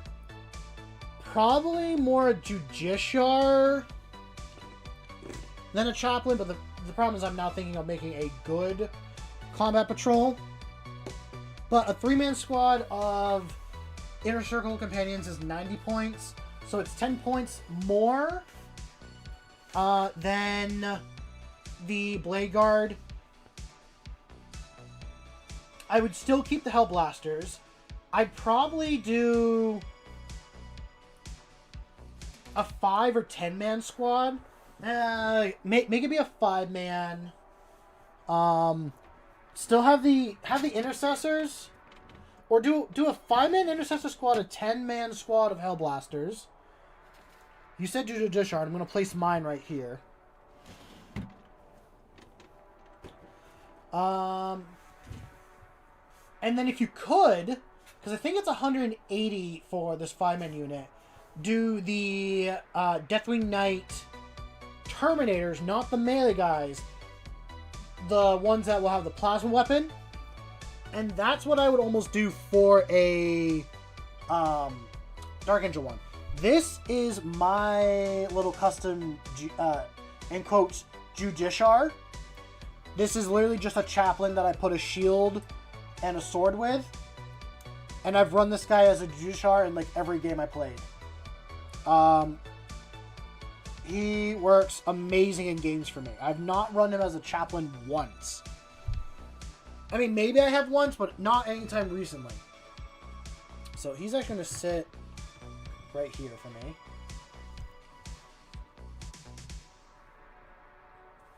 Yeah, maybe that's what I would do for a Combat Patrol that specifically Dark Angel. If you wanted to do a captain specifically, either do a regular captain or do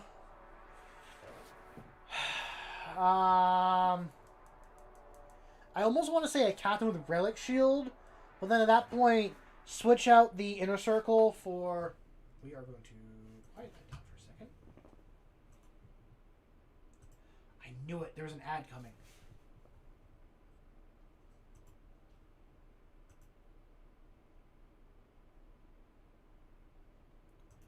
Here we go. Let's get the music back on.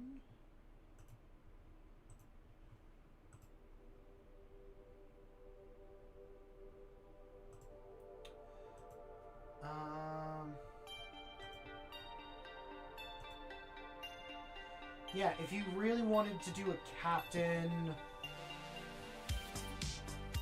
I guess just a regular captain, or if you wanted, they could make a new unit. That's a more upgraded version of Hellblasters. That is Hellblasters in Gravis armor. Make it a 3-man squad, and if you really want to do the captain in Gravis armor, have that be a unit, but that's not a thing. Or you could do the Interceptors, I think is their name. They're the Gravis guys with jump packs that can have plasma or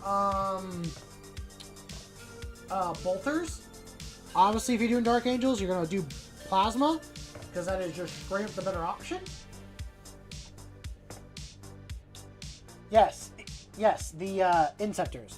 Which that wasn't the older Combat Patrol. The older one was a 10-man squad of Intercessors, a Chaplain, and a Redemptor Dreadnought, and then the Interceptors.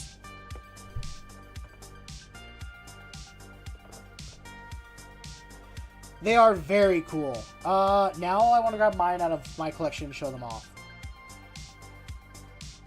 I only have 3 of them. I don't think I'd ever do a full 6-man.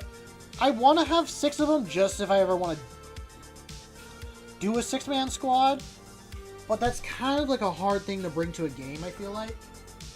Is 6 of them?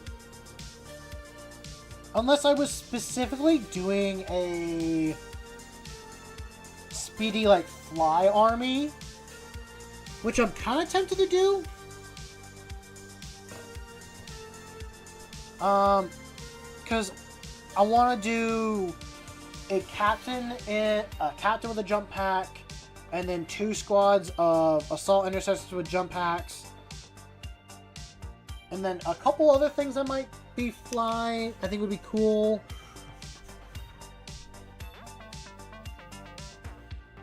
You'd love to see a kit bash Azrael. You want to see Azrael be specifically kit bash for my chapter?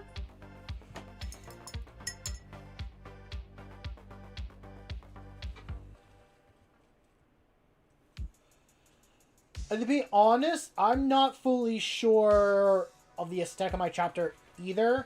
I'm slowly building the aesthetic.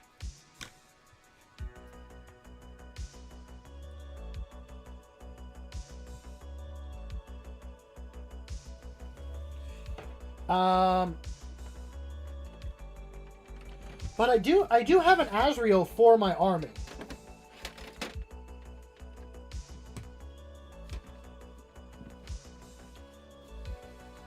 Let's see, where is his little standard?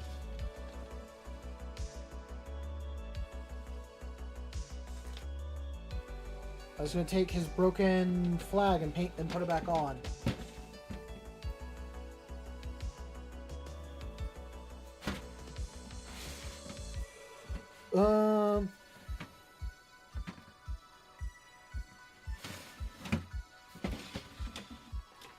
Is it really not on my tray? Did I lose it?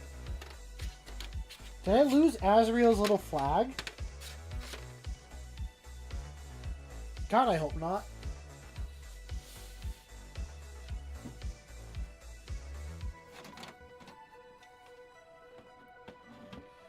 I should really get back to painting, but I'm glad I got the theory craft about like a Dark Angels Combat Patrol if I was to do one.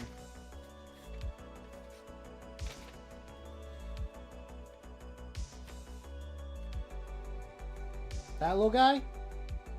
Sweetie, it's okay that there's a bug.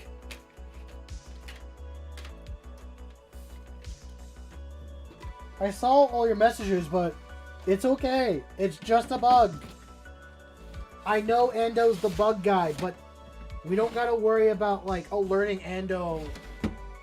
No, I'm not gonna kill the bug. It's not doing anything.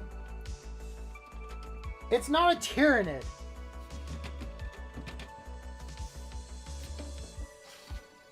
Oh, no. Now, wow. No one told me the flag was on the model. You could have told me, guys, so I wasn't still looking. But yeah, this is my Azrael. This is an actual Azrael model I bought. The only thing I changed to it was the blue. I painted on the blue. But someone else did the black and they did red.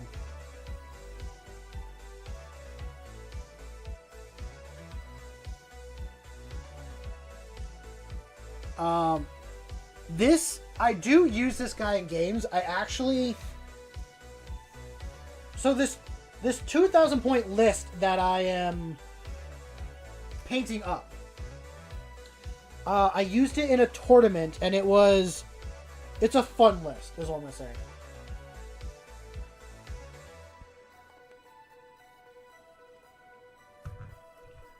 I haven't played Stardew in a bit. That would be a fun game to play again. Let's see if I can make this stick back together.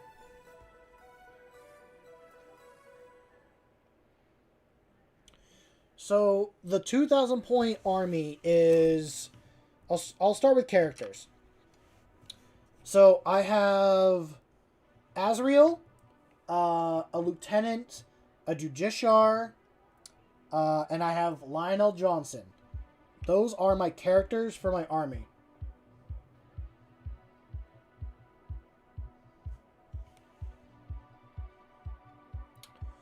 Don't keep restarting.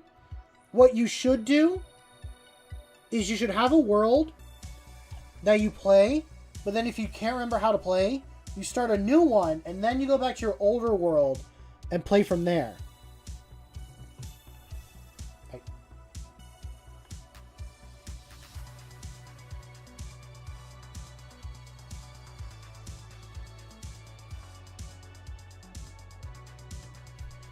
Ah! It's not sticking. Yeah, you almost need your little, like, forever world. But, the Judiciar leads a 6-man squad of Blade Guard. Azrael and Lieutenant lead a 10-man squad of Hellblasters. I have a 5-man squad of Intercessors, a Gladius Lancer, an Outrider ATV, a 3-man squad of Outrider Bikes. I also have... I'm missing... Oh, I have a Lieutenant with Combi Weapon, and I have a 5-man Scout Squad. I think that's the full 2,000. I might be off by a couple models. I'll look at the list in a second. Stay. Stay put, Azrael. Flag stays put.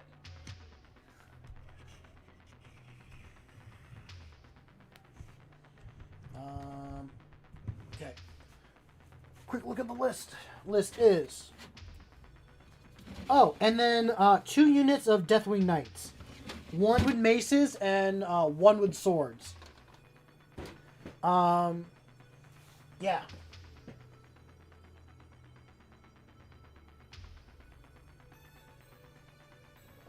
The Crocus? What is a Crocus?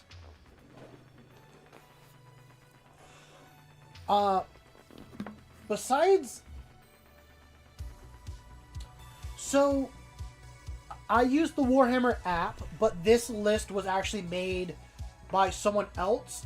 I was playing Warhammer. I used to use whatever models I liked, I put on the table, and that's what I played. It was really bad lists I was making.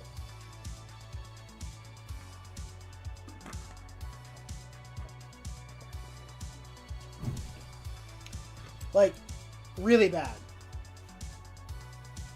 And my opponent that I was playing with, I'm like, hey, I want to do a training game, all that stuff. They helped set up, like, the tournaments at my local game store. So after the game, I sat down with him, like, hey, what would you recommend as a list that I could use? And he sat down with me, and he's like, okay, what models do you have?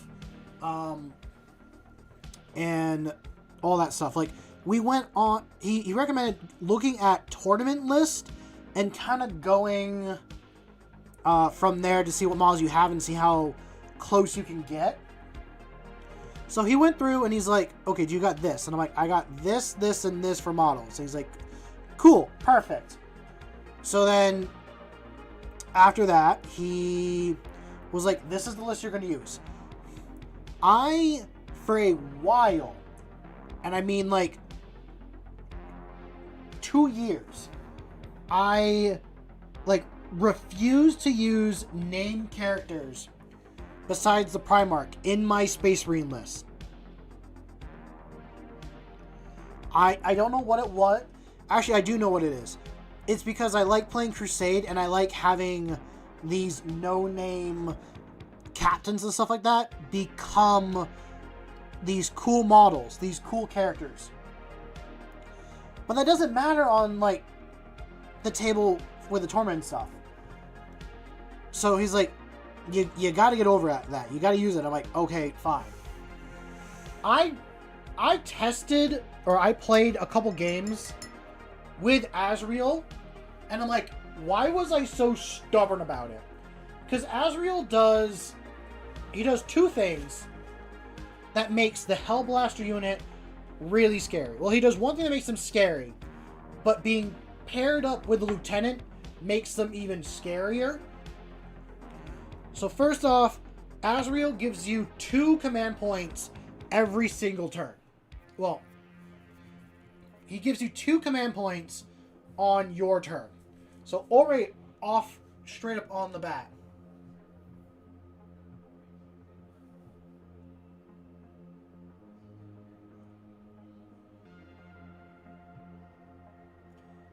Yeah, that's kind of like how it was. But then he's like, you know what? It's fine. He doesn't have to be named Azrael. He could be like Schmazrael or some other thing. I'm like, you know what? Yeah, that makes a lot of sense.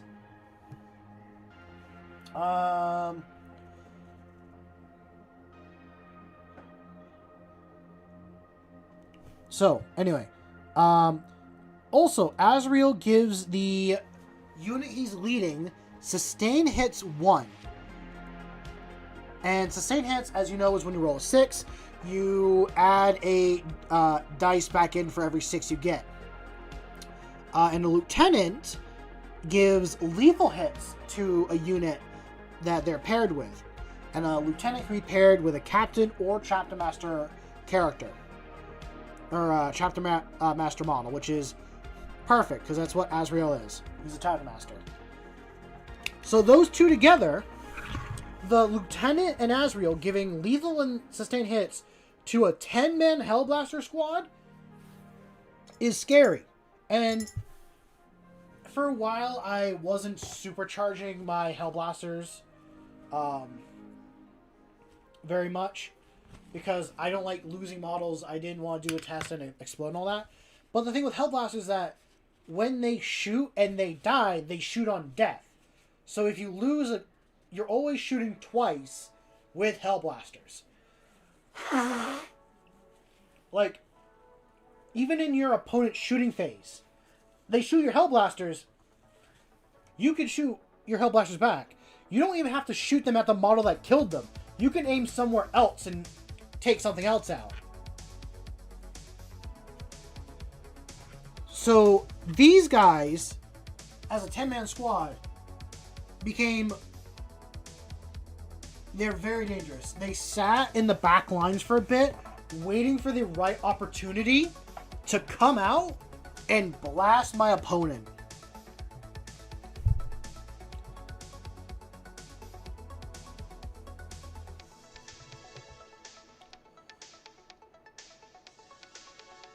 And I'll say my new favorite stratagem to use. It costs 2 command points, but with Azrael, it's a given. I'm going to do it. And that is Heroic Intervention. If I, this is then going to the Judiciar. So Judiciar gives fights first to any model he's leading. The Blade Guard have a really good attack profile. So I would stage the Blade Guard. Actually, I figured this out in a game that wasn't during the tournament, and I should have been using it during the tournament.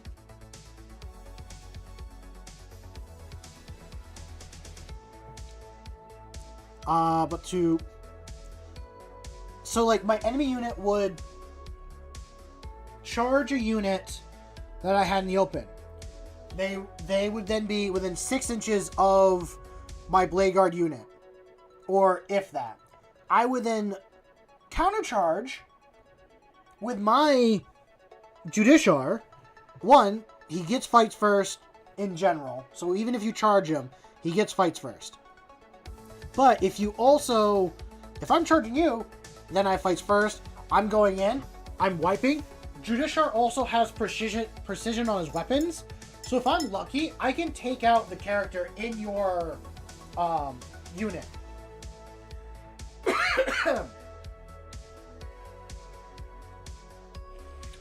Also, for this list, you can start with both Deathwing Terminator units in Deep Strike, but it's better to have one of them be on the board walking up and the other one be in reserve, depending on what you want to accomplish.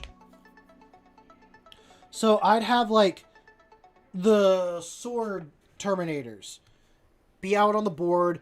They would slowly walk their 5 inches up to an objective marker or whatever that like my Outriders were dealing with. Okay, my Outriders are on there.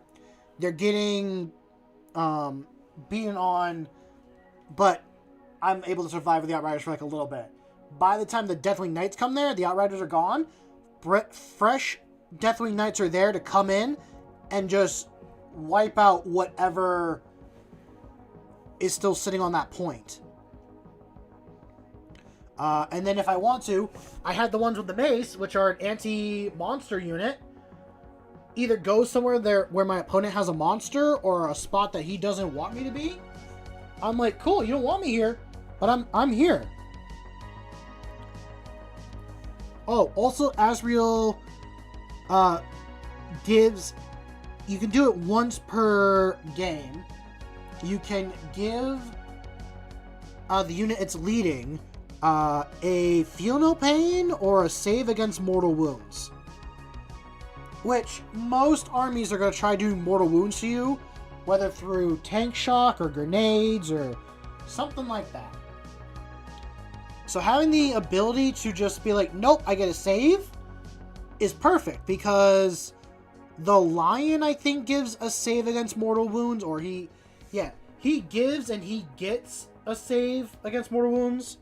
Both Deathwing Knights, if you pop the little watcher in the dark, they both get a save against mortal wounds. What's up, Grim? I hope you're doing well. You're just talking about, well, I'm gushing about the list a little bit.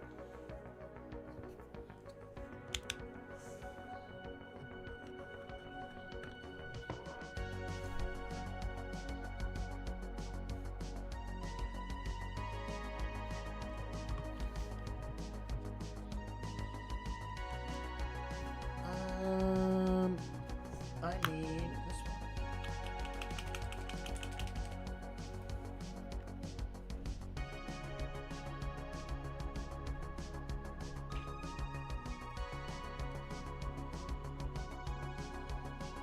Yes, you said that. You said, I think in the Discord, that the He-Man movie is good.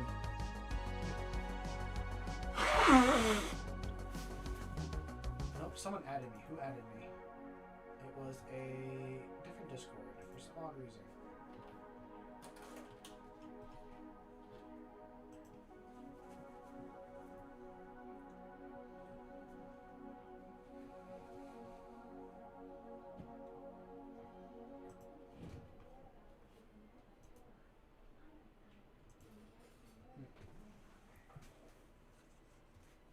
Sure. Sure, I'll take a line from the movie with no context.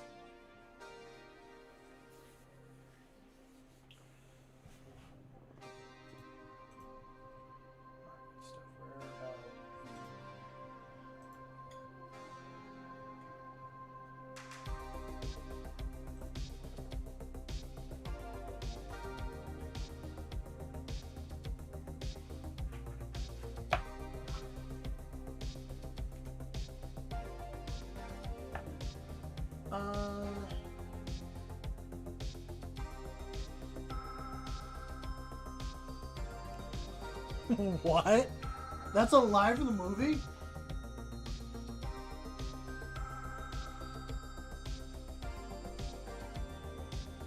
Sweetie, my chapter's name is the Executioners of the Abyss. The Seraphim of the Abyss is a chapter I pulled inspiration from to paint my first company. That was a chapter that I thought I was going to do. I didn't just, like, decide, oh, I'm going to paint blue, orange, and green for my chapter. I went through and I, like, tested a couple different color schemes and chapters on stuff. And I wanted to, see what I liked.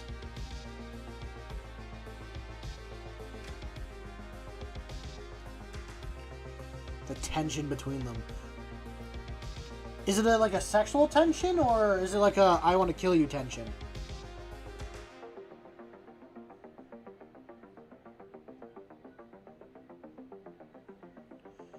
Because I would certainly chuckle if it's the romantic kind.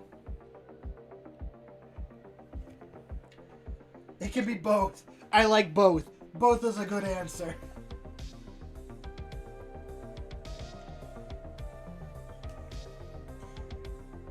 And I say that just like for the lulz.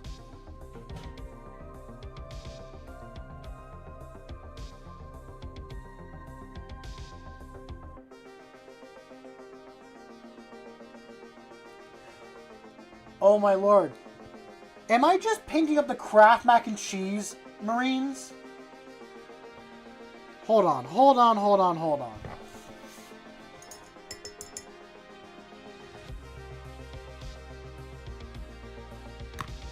We're gonna do some Googling.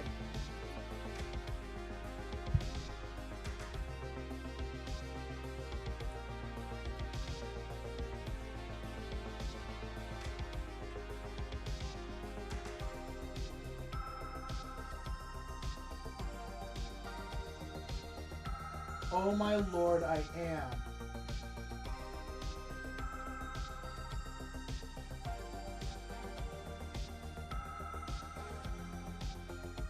Save image.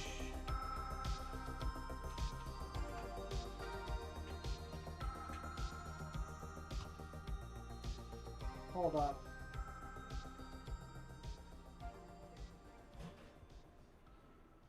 Let's go to image,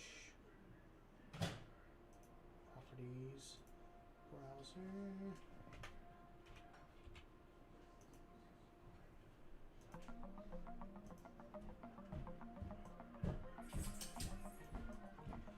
Let's just put that there and we'll open that up. Okay, here's a box of Kraft mac and cheese. Here's my Space Marine. I think I'm just making...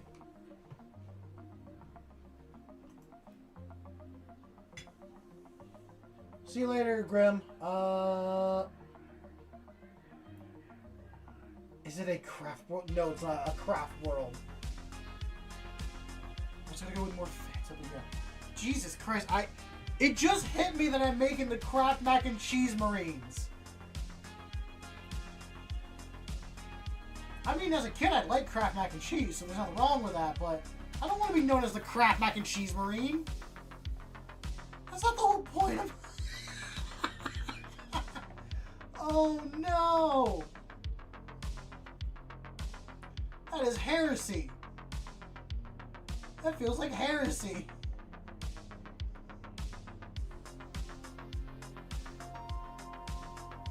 Always seemed a bit cheesy. Oh, you get out of here with your meme. You get out of here with your puns. No, don't actually. You are fully fine.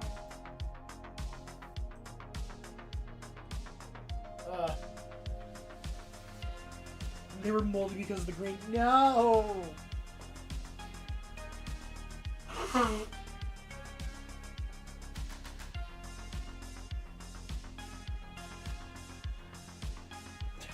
The problem is that I just told all of you guys here.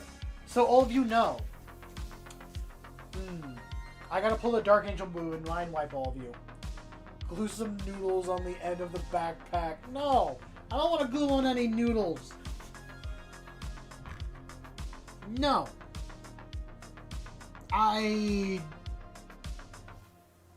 Damn it, now I need to change up my color scheme. I feel like I should. Don't post about it. They don't need to know. They don't need to know about it in the Discord.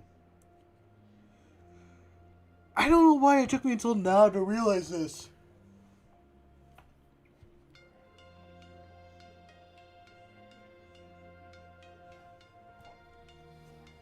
No, it's fine. No, it's not fine. You can't tell anyone about this. What's up, Dorzo? What's your whole...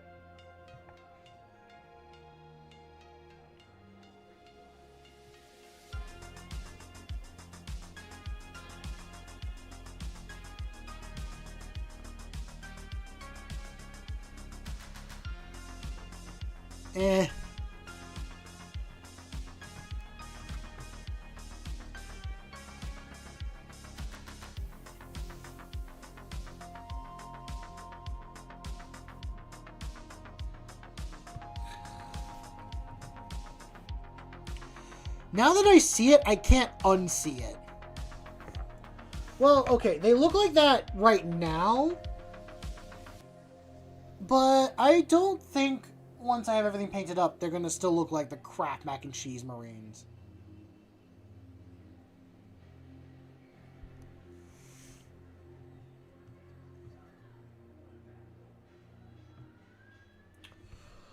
Oh no! The only way you can get animal feed is if you go to Marnie, and she's only open on like specific days, and her hours are complete ass. No, you cannot eat my Marines. No eating my Marines.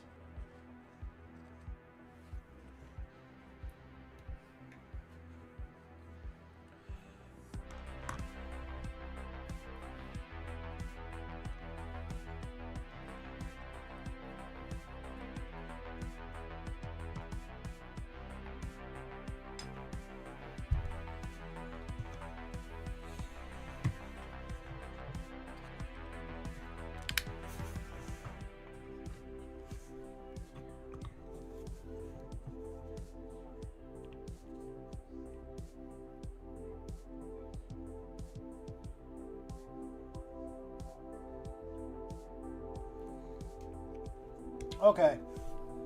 Okay, yeah, so just like a day or so. Oh, do you got a heater inside their place as well?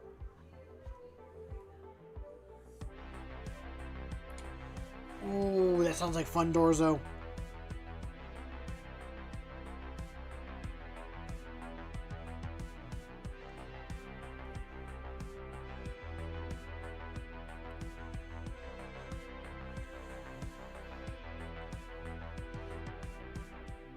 Perfect. The heater is very... I think you are given a heater at some point. So it's not something that you have to worry about.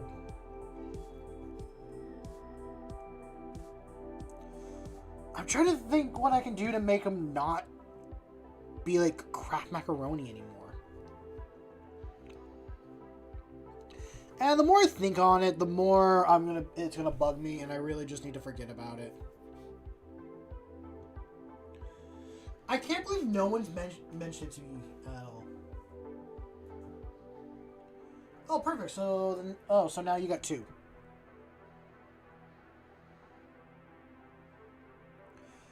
Actually, I think once I do my chapter markings, it will definitely go away, the craft look, because for chapter markings,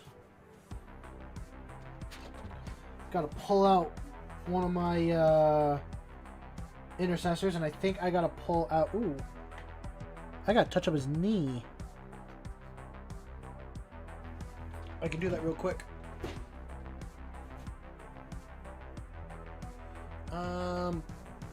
So this is a full intercessor painted up.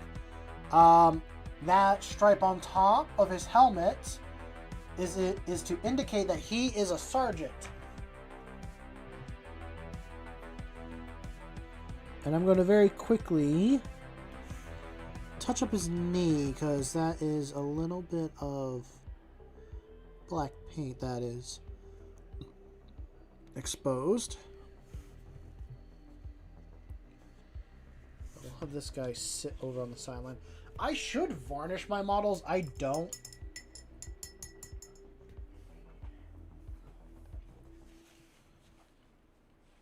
I don't really know if there's like a good varnish I could do, because I don't want them glossy. And I do touch up and change my models every once in a while, depending on what I got going on. Oh, but for like the chapter markings, I do tribal lines on the shin and stuff.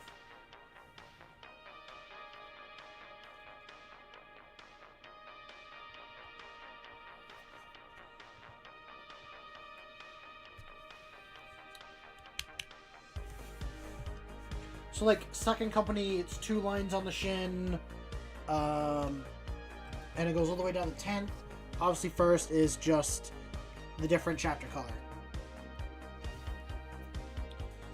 What I also should do... I'm trying to think what else I gotta... Oh yeah, I should really work on a chapter symbol. I have one in mind, but I never got around to actually making it. Yes, I do want to see your Iron Warriors list. If your Iron Warrior list does not at least have 5 vehicles in it, or some sort of siege thing, then it's not Iron Warriors enough.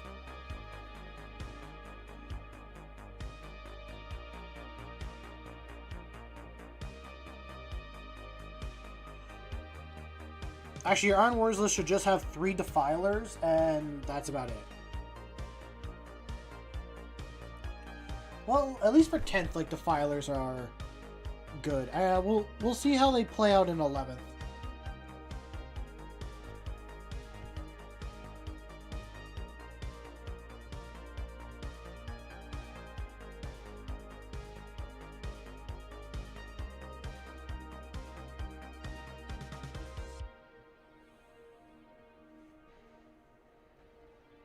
Okay, I will look at it in a moment.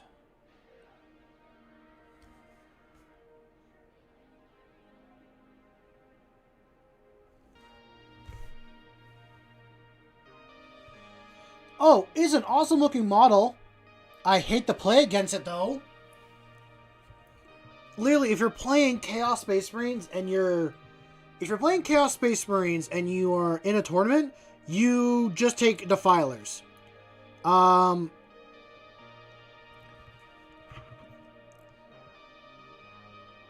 think the Nurgle one's the best from what I've heard. I could be wrong.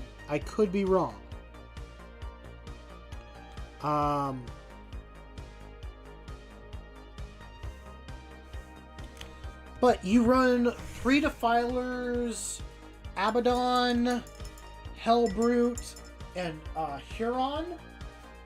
Like, those together are what make the Defiler... Oh yeah, it's Chaos Space Marine, and you give it the Nurgle icon so that it gets a 18-inch low knob. So it can't be shot from within more than 18 inches away. And that's gotten me twice now with stuff. And every time I try to shoot at it, the person does that, and the next turn, they blow up that tank, and I have nothing else to deal with it. Well, not nothing, but... Oh. Okay.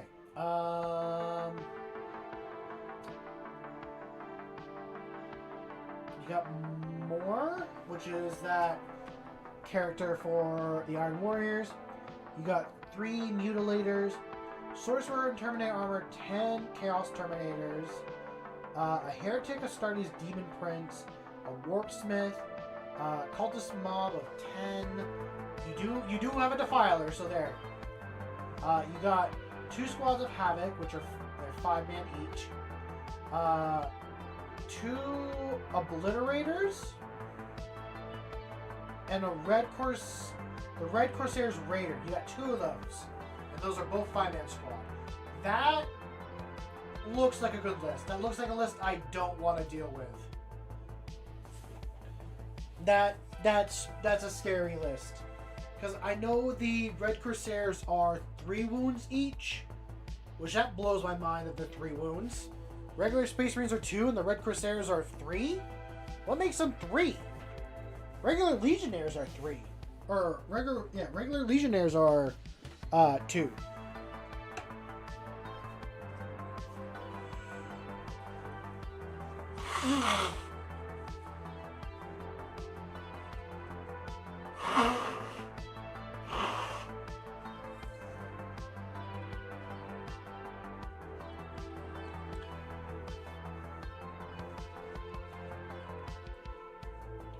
You got a glace fish? Oh, a glacier fish. That sounds like a hard fish to get.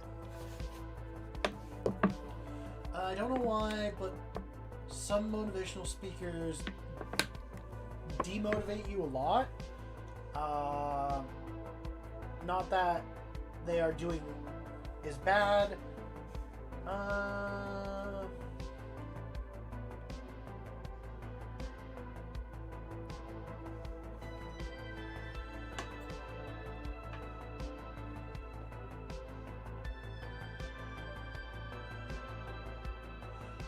I can understand where you're coming from, sweetie. I can understand that.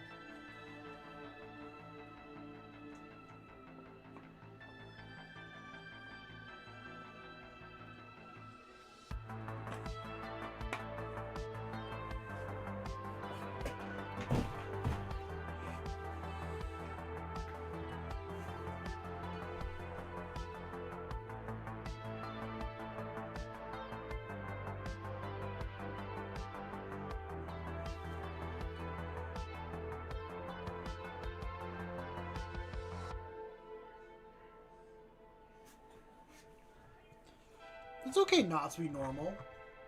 Well, it's okay to be normal. There's always something that's going to make you unique and make you, like, important to the people around you.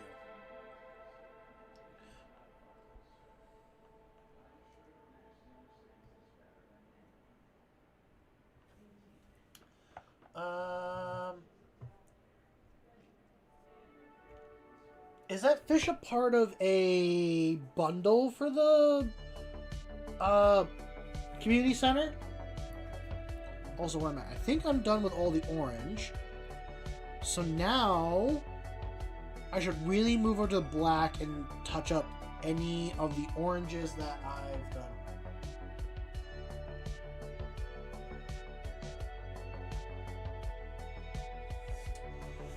I believe it. I fully believe it.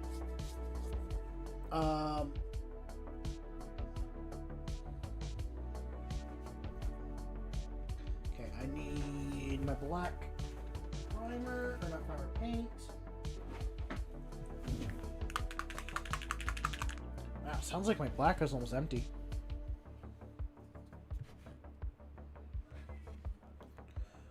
do it down here.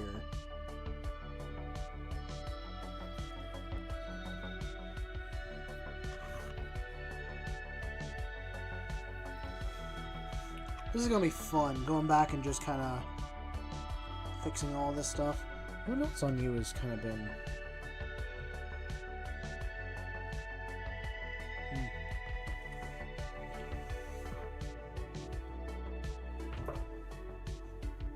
That's a lot of experience. Oh! Some friends of mine were actually talking about the new RuneScape that's coming out. And all that.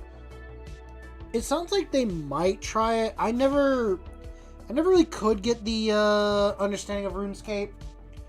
I am in the demographic that, like, as a kid should have played it, but I didn't play it until I was in high school. And I don't really like the way this looks. I haven't looked at the trailer for it. They sent a trailer for it, and they're like, one of them was like, hey, we want to try this, and some of them are like, yeah, I'll maybe give it a try. I'll reach out to some other ones, but I don't know. I couldn't get behind RuneScape. If I tried it as a kid, I probably would have that nostalgia feeling for it. It was just the graphics that made it hard for me.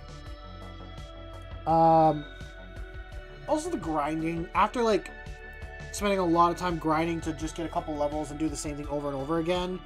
Like, there is story stuff. I just never really read it.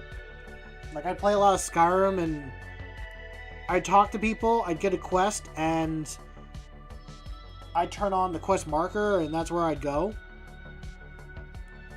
I do, like, some exploring here and there. As I got older, I would understand, like, I should explore, I should have fun with this, but younger, like, eh.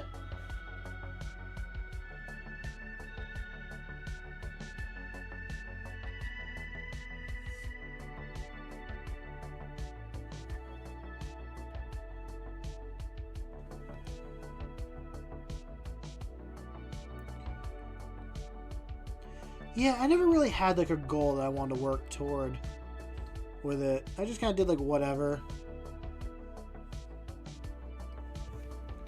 That's probably what got off it. Ooh. Well, I hope everything is okay now, Ando.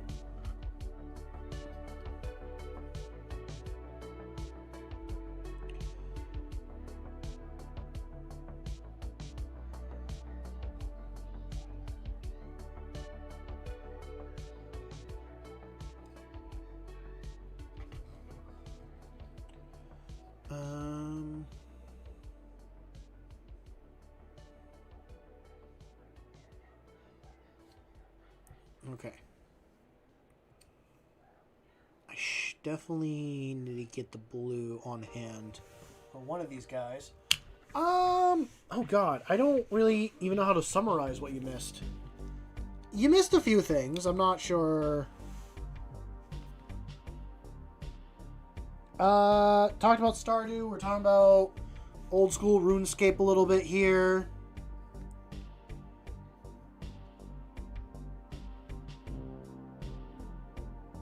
Oh, found out that my Marines are the same color as Kraft mac and cheese.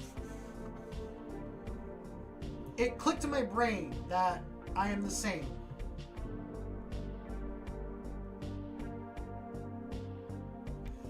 That's a big one. Also, Dorzo's new Iron Warriors list / detachment.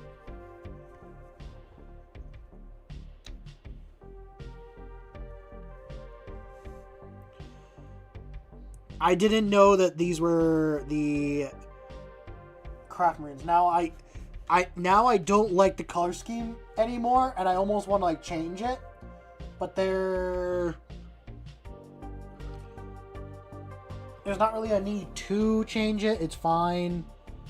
I can do other things and not think about it as that.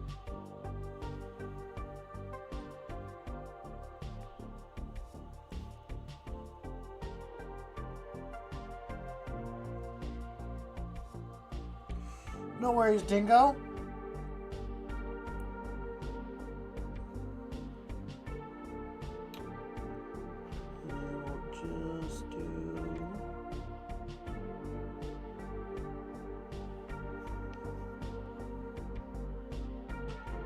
Just do one of these.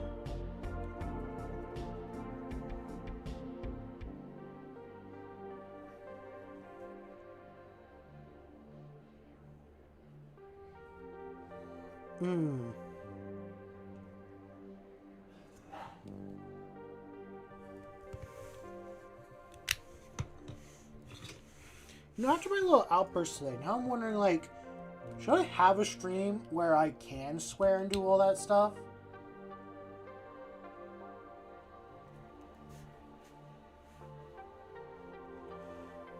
Ooh, that sounds very fun, Dorzo. Being able to teleport around.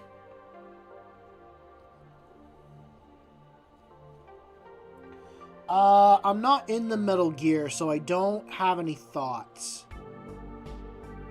Didn't even know that they had a...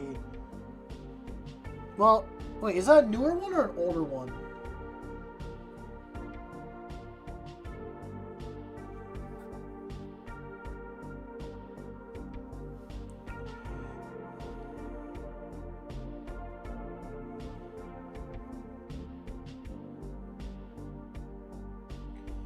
I don't think I've heard any speeches from Metal Gear Solid. Actually, the only things I've ever seen about Metal Gear Solid is from a VTuber named Minto Phantom, and just watching her gush about Ocelot or Solid Snake.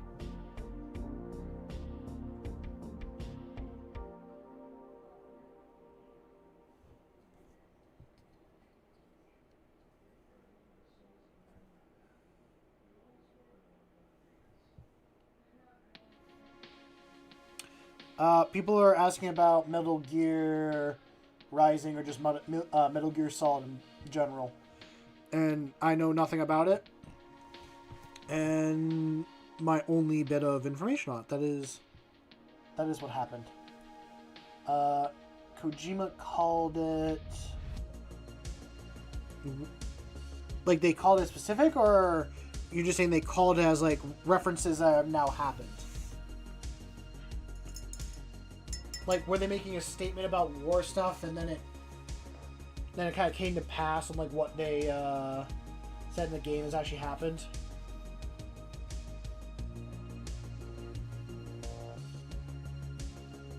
Probably not.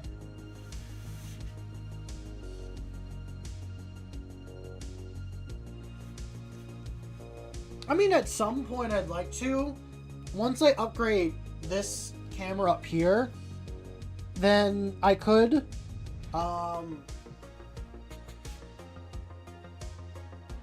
That's the other thing, like, if I...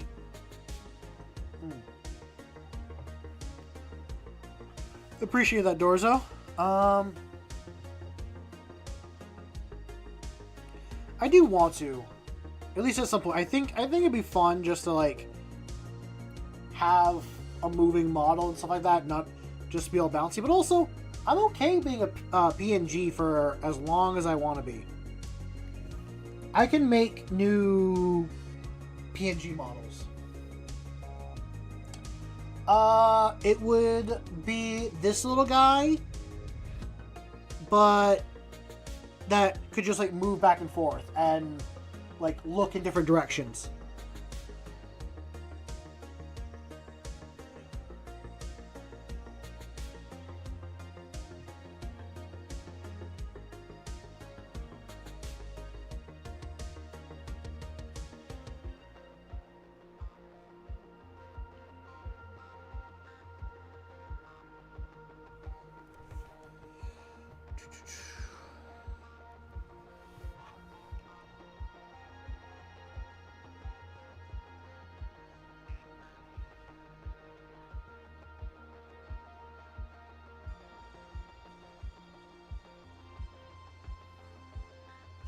No. No, I don't think I do it like that. Oh. Custom chapter. I am painting on my own custom chapter. I'm called the Executioners of the Abyss. It is a homebrew chapter that I've made of my own design. And all that. No, I'm not the Mac and Cheese Marines.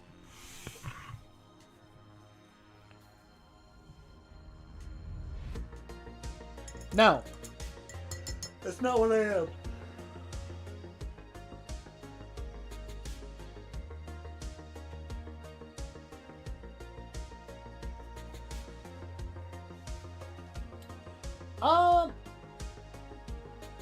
In lore, it's unknown, but I do know what the gene seed is. And I don't mind sharing it on stream. I've shared it before. Actually, I'll kind of go a little bit for a second. This will be like 10 time or whatever. This guy's not fully done because I gotta do some more stuff, but this is the color scheme for every company from 2nd to 10th. We do blue armor, cobalt, metallic for the shoulder pad, trim, and Aquila. Orange for one of the shoulder pads and the little ball parts, and on the backpack. And we do green for the gun and eyes. First company, I do, I'll pull this guy out. I do black armor with blue trim and all that, still keeping the same metallic and all that. This is just first company though, is this color scheme. I did steal that color scheme from another homebrew chapter called the Seraphim of the Abyss. I was going to make that my chapter, but then I realized I wanted something that represented me on the tabletop, so I created this color scheme, and I didn't want to strip a bunch of models that I already had because I painted up like a kill team in that first company colors and a model that I was really proud of. So I'm like, screw it. We'll make that first company. First company is blue and black. Everyone else is the color scheme that I went with.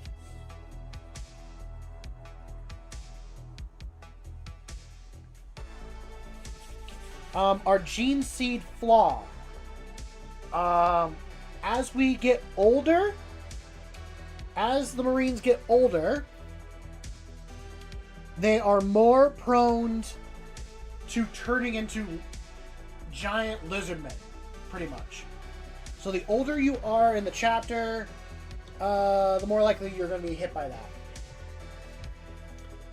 that. And they come from a world based off of Monster Hunter and Jurassic Park. There's only one Hive City. The Hive City is built into a mountain. It's built into a cave system, but the part of it is in a cliffside of a mountain.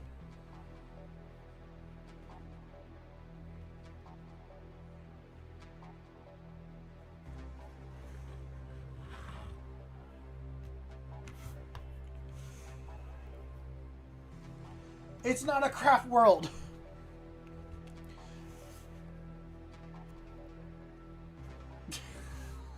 You now made me think, like, wait a minute, what if it was an Eldar craft world? But now I don't like the idea of it being a craft world because of that.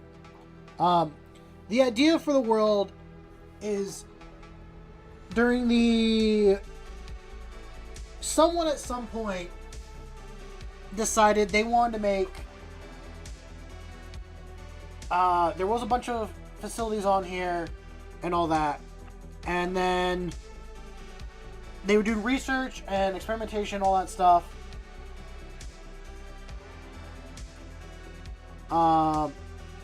And a warp storm hit the planet and caused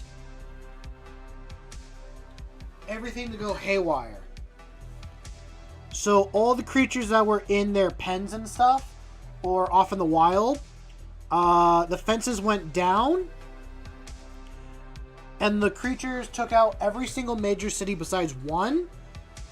And that is where everyone currently resides, is that last major city.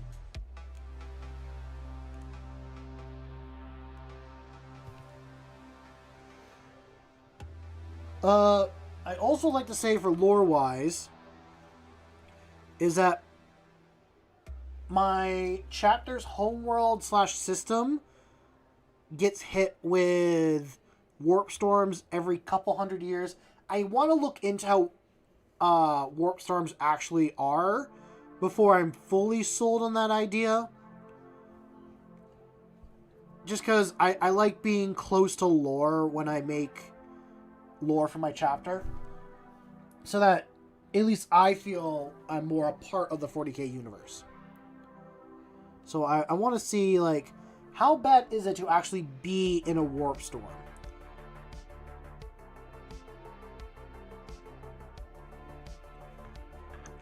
Because the other idea is that the reason why the flora and fauna are so aggressive to anything that comes to the planet, like if Tyranids were invading, the whole planet would rise up and attack. The idea is that the planet is alive, pretty much, and the creatures that inhabit it are the planet's immune system.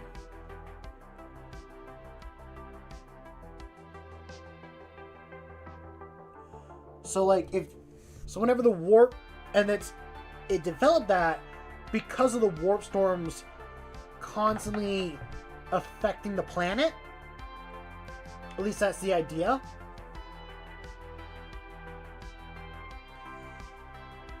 Yeah, similar to that, I'm also thinking of, like,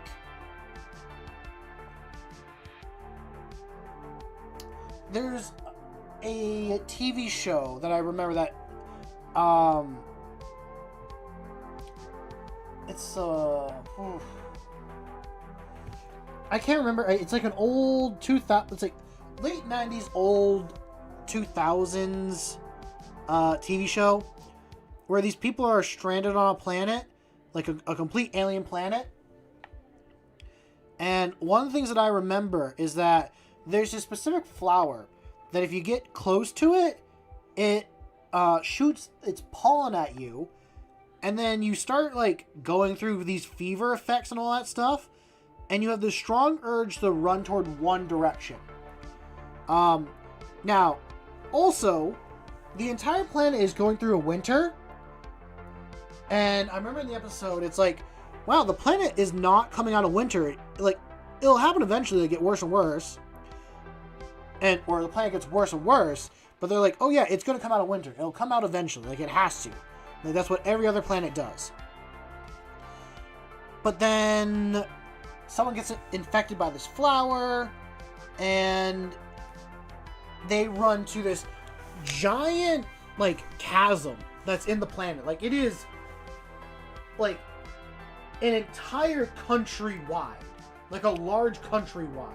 Not like the USA wide, but, England to, like, Italy wide. Like, that's how big it is. And there's all these other bodies that are, like, other things have been infected by this plant. They didn't make it to the hole yet, but the idea is that they're running, and then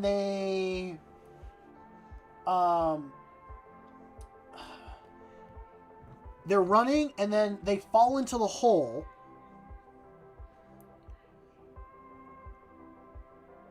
And before the human, like, falls in, they lean over the edge, and this dust, this pollen just pours out of the person. Well, it turns out the planet's a living being, and the flower, like, literally how they start spraying on this planet is a flower has to infect a living being. The living being has to travel from one part of the planet all the way to this giant hole, fall in, and pretty much the pollen has to pollinate the hole, and the planet then becomes spring. So it was like a weird way of, like, having the sperm and egg kind of happen. was weird, and I remember seeing, I don't know the name of it. This was an actual TV show.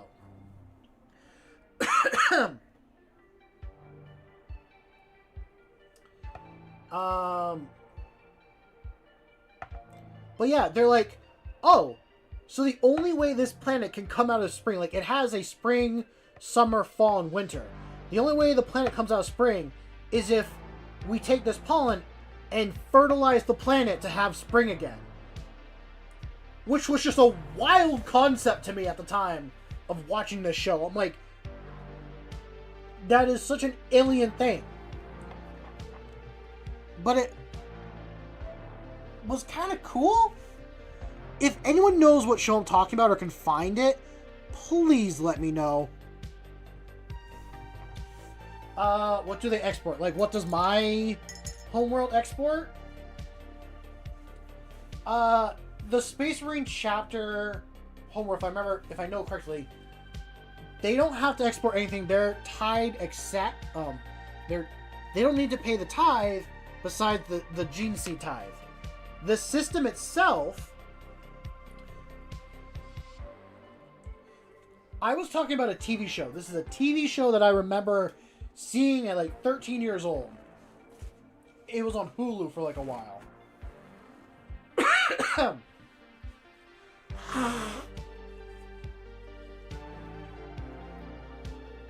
The system that my Marines are in, because, again, if the warp storms is a thing that I can do, because of the frequency of the warp storms, a lot of space hulks show up in the system. So, they take their time and dismantle these space hulks that appear during the warp storm event, or after. And my Marines will also use it as an opportunity to train up new recruits on these space hulks, because there could be orcs, there could be Tyranids, there could be whatever on there. So they train up their new recruits on these space hulks to prepare them for outer stuff, all that. How's it going, Dingo? Welcome back. You just missed quite a few things.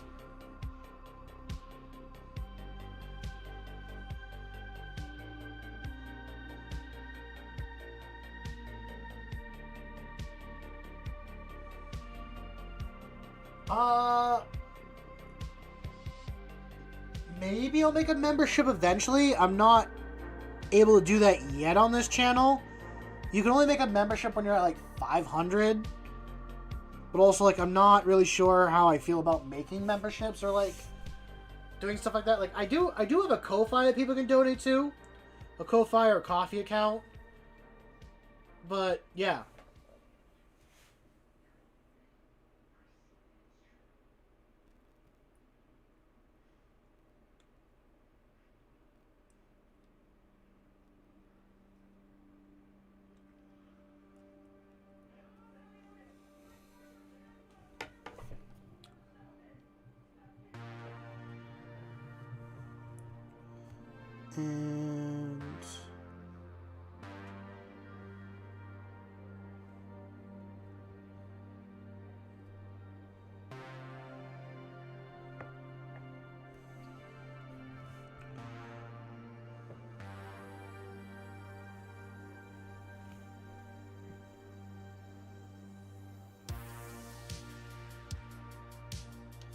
And I am familiar with Daedric princes in Elder Scrolls. I do know what they are. I do know what they are.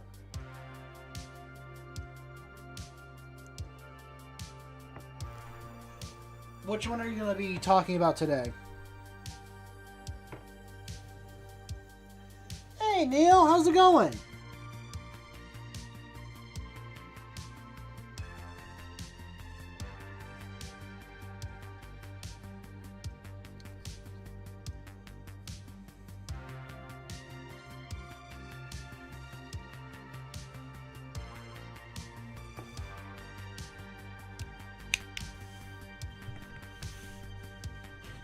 Well, I'm glad you're here for the little bit that we're still on. I hope your day could be better. Or I hope the rest of your day turns better. I hope tomorrow becomes better for you. Cool. Now that I got all that black done, I'm going to take the blue and fix up what I accidentally sponged orange and stuff.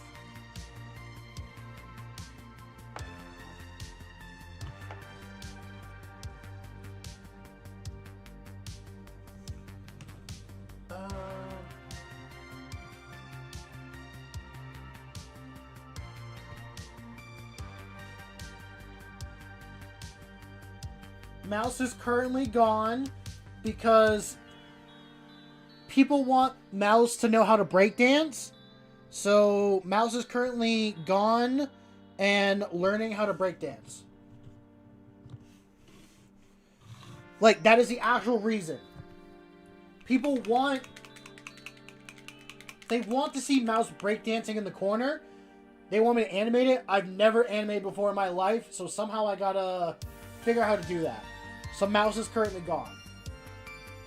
But, okay, so Dorzo, you're reading the Infernal City, and they had to jump to a random realm to escape. Ooh, interesting. I'm sorry to hear that, Neo.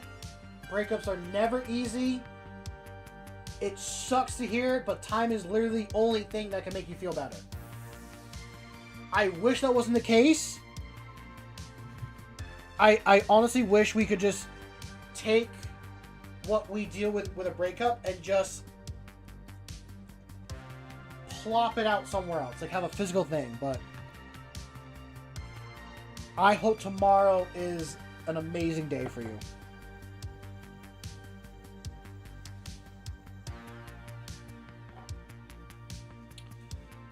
They landed in Hakrin's realm. They are dropped into a forest and must run from werewolves. Oh, wait. Is he the one that, like, created werewolves in Skyrim and all that? Or Elder Scrolls? Not Skyrim. Created them in Elder Scrolls?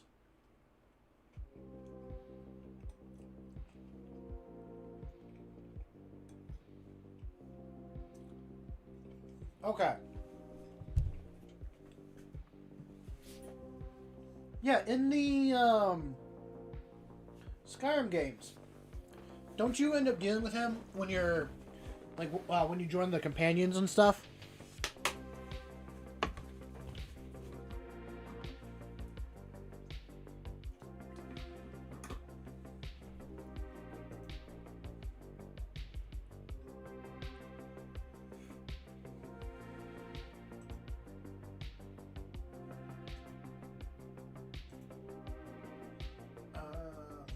Here, these crabs.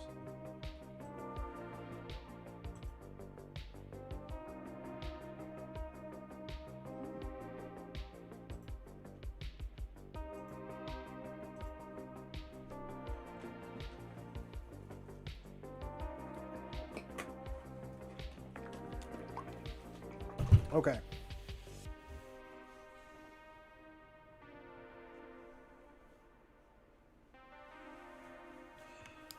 Oh, that would be terrifying. I'm just a normal dude, and then I got a bunch of werewolves chasing after me?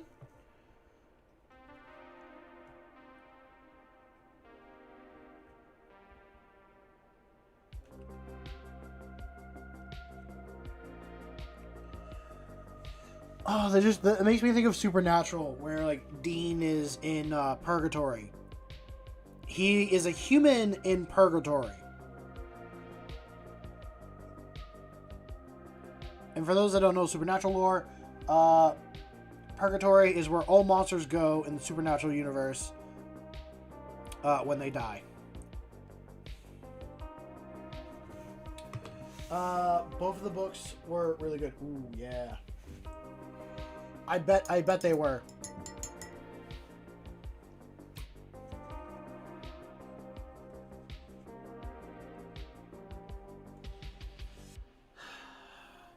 I haven't read them, I would say personally, just if you want to read them. The hard part is I heard a lot of Tau books are not good because of the writer they've had on. For the writer they've had doing Tau, that person's done them really dirty. I've heard like one good Tau story, but it wasn't really a Tau story. It was a Dark Angel story that had the Tau involved. So, unless you're willing to, like, listen to Dark Angels and all that other stuff, that's the only recommendation I have for a Tau book. I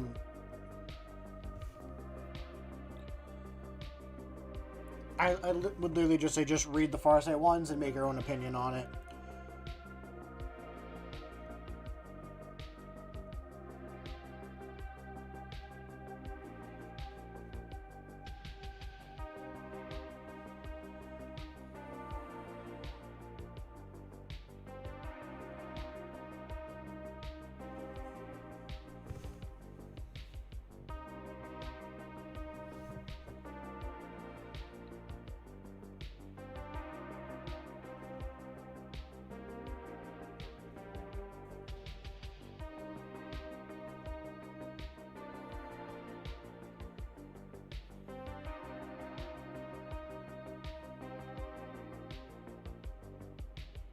You're at 94 books on your Audible through, got to hammer out 6 real quick. Oh, to get the 100? Yeah.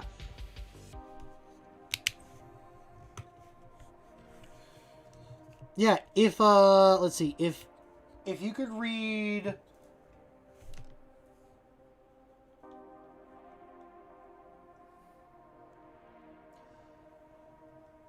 It is, honestly, I would recommend...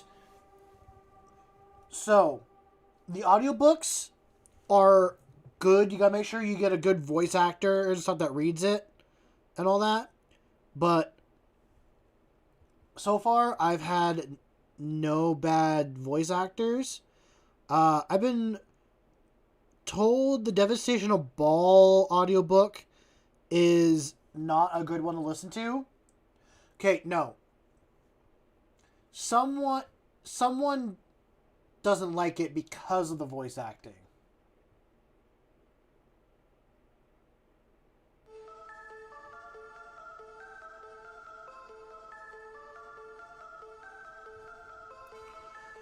God, I think it's like Bone something. Like, I can't remember his name, but I know he's a floating servo skull.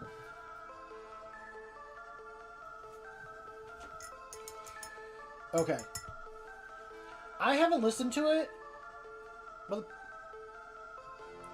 the way they described how the person reading it sounded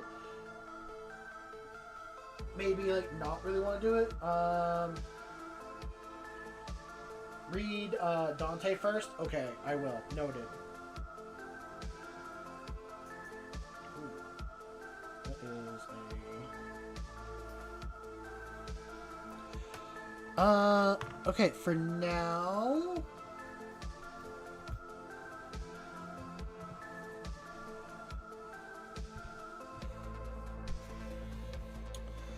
I think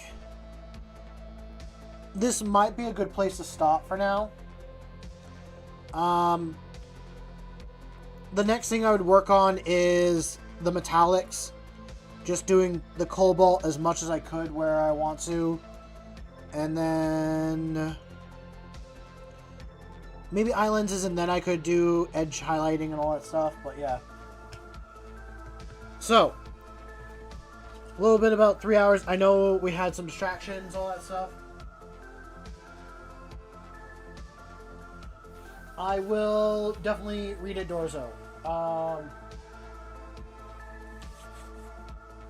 But yeah, I think we did pretty good. I'll get my little spiel real quick if you don't mind listening to it, but I understand if y'all don't want to listen to it, you are free to go. So, if you enjoy the content and you want to see more, Feel free to like and subscribe. I try to stream 3 days a week. Not just Warhammer stuff. Eventually, I want to do other things. I am sticking with Warhammer because I'm enjoying it. It's my main thing. But I want to get into cosplay, metalworking, carpentry, other hobbies. I want to learn as many hobbies as I can and do all that stuff. I've kind of really dived into this quite a bit. But yeah. Oh, I do try to start streaming at 7 p.m. Eastern Standard Time, and I go to about 10 p.m. EST. It really depends on my mood and all that stuff. Depends on my day, tired, all that. If you want to be more part of the community and share your other hobbies and all that stuff, because like I just said, there's other hobbies that I'm into, I do have a Discord. It is completely free to join. It is in the video and channel description. Also, if you want to support the channel a bit more monetarily, you want to see things get upgraded, like I get new equipment, such as the new stand, or I get a new camera, or hiring an editor for videos, I do have a Ko-Fi coffee account you can donate to.